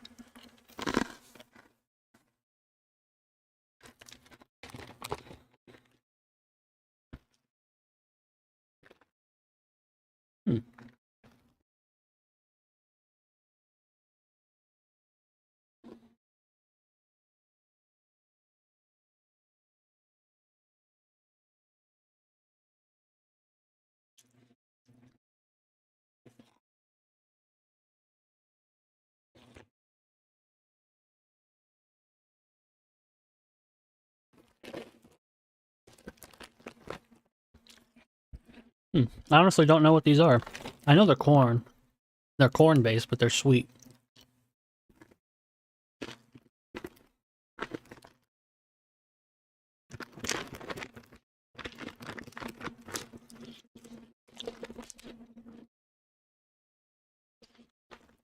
These are kind of like sweet corn nuts. Very crunchy.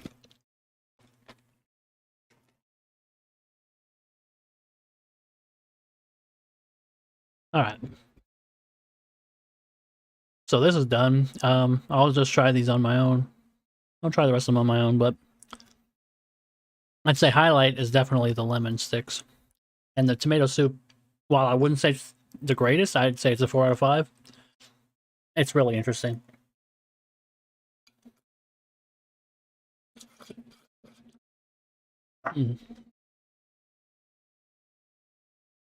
Nope, don't save.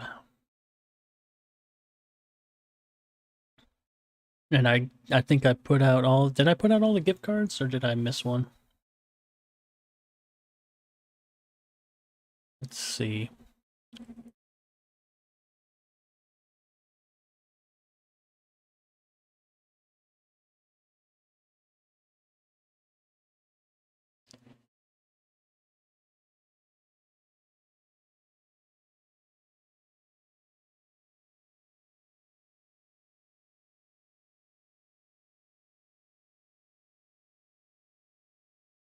Where's this gonna open up?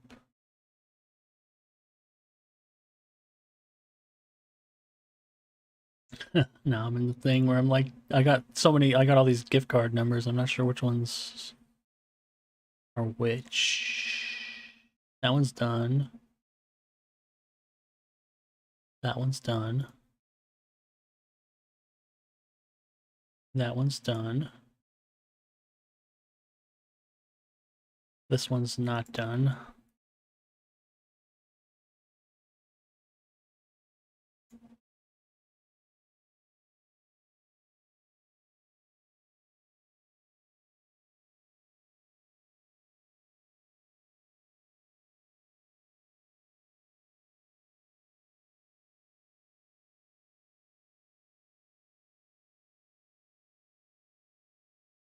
Huh, I thought I posted 4. Didn't I post 4?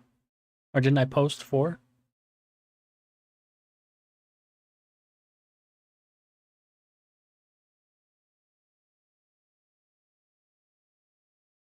No, I posted 3.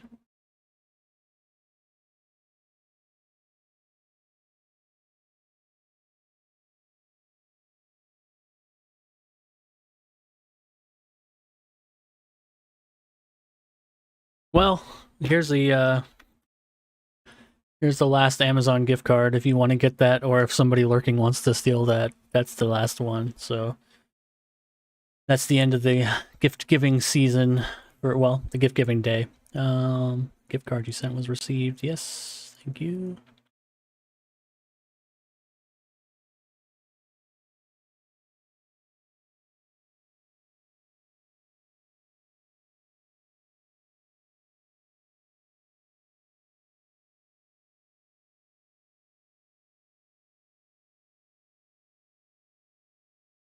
Okay. Perfect.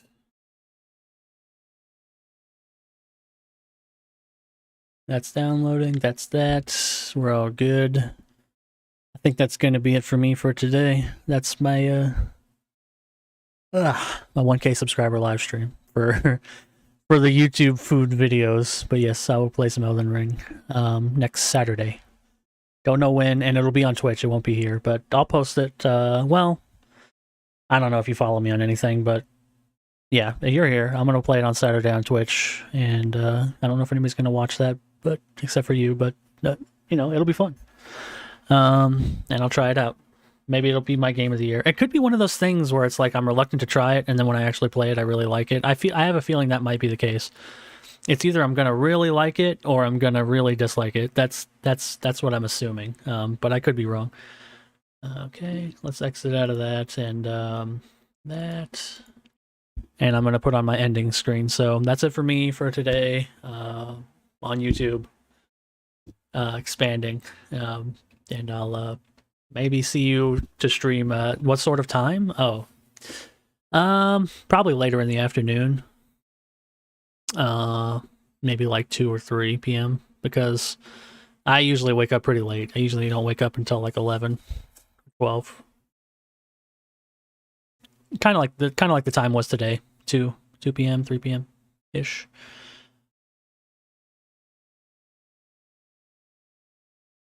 I don't know if you're. I might post it on Instagram, but I don't think anybody actually follows me there. But if you are, I'll post it there. The time when I do it. So that'll be that. And then I'm gonna put this amazing end screen I custom made.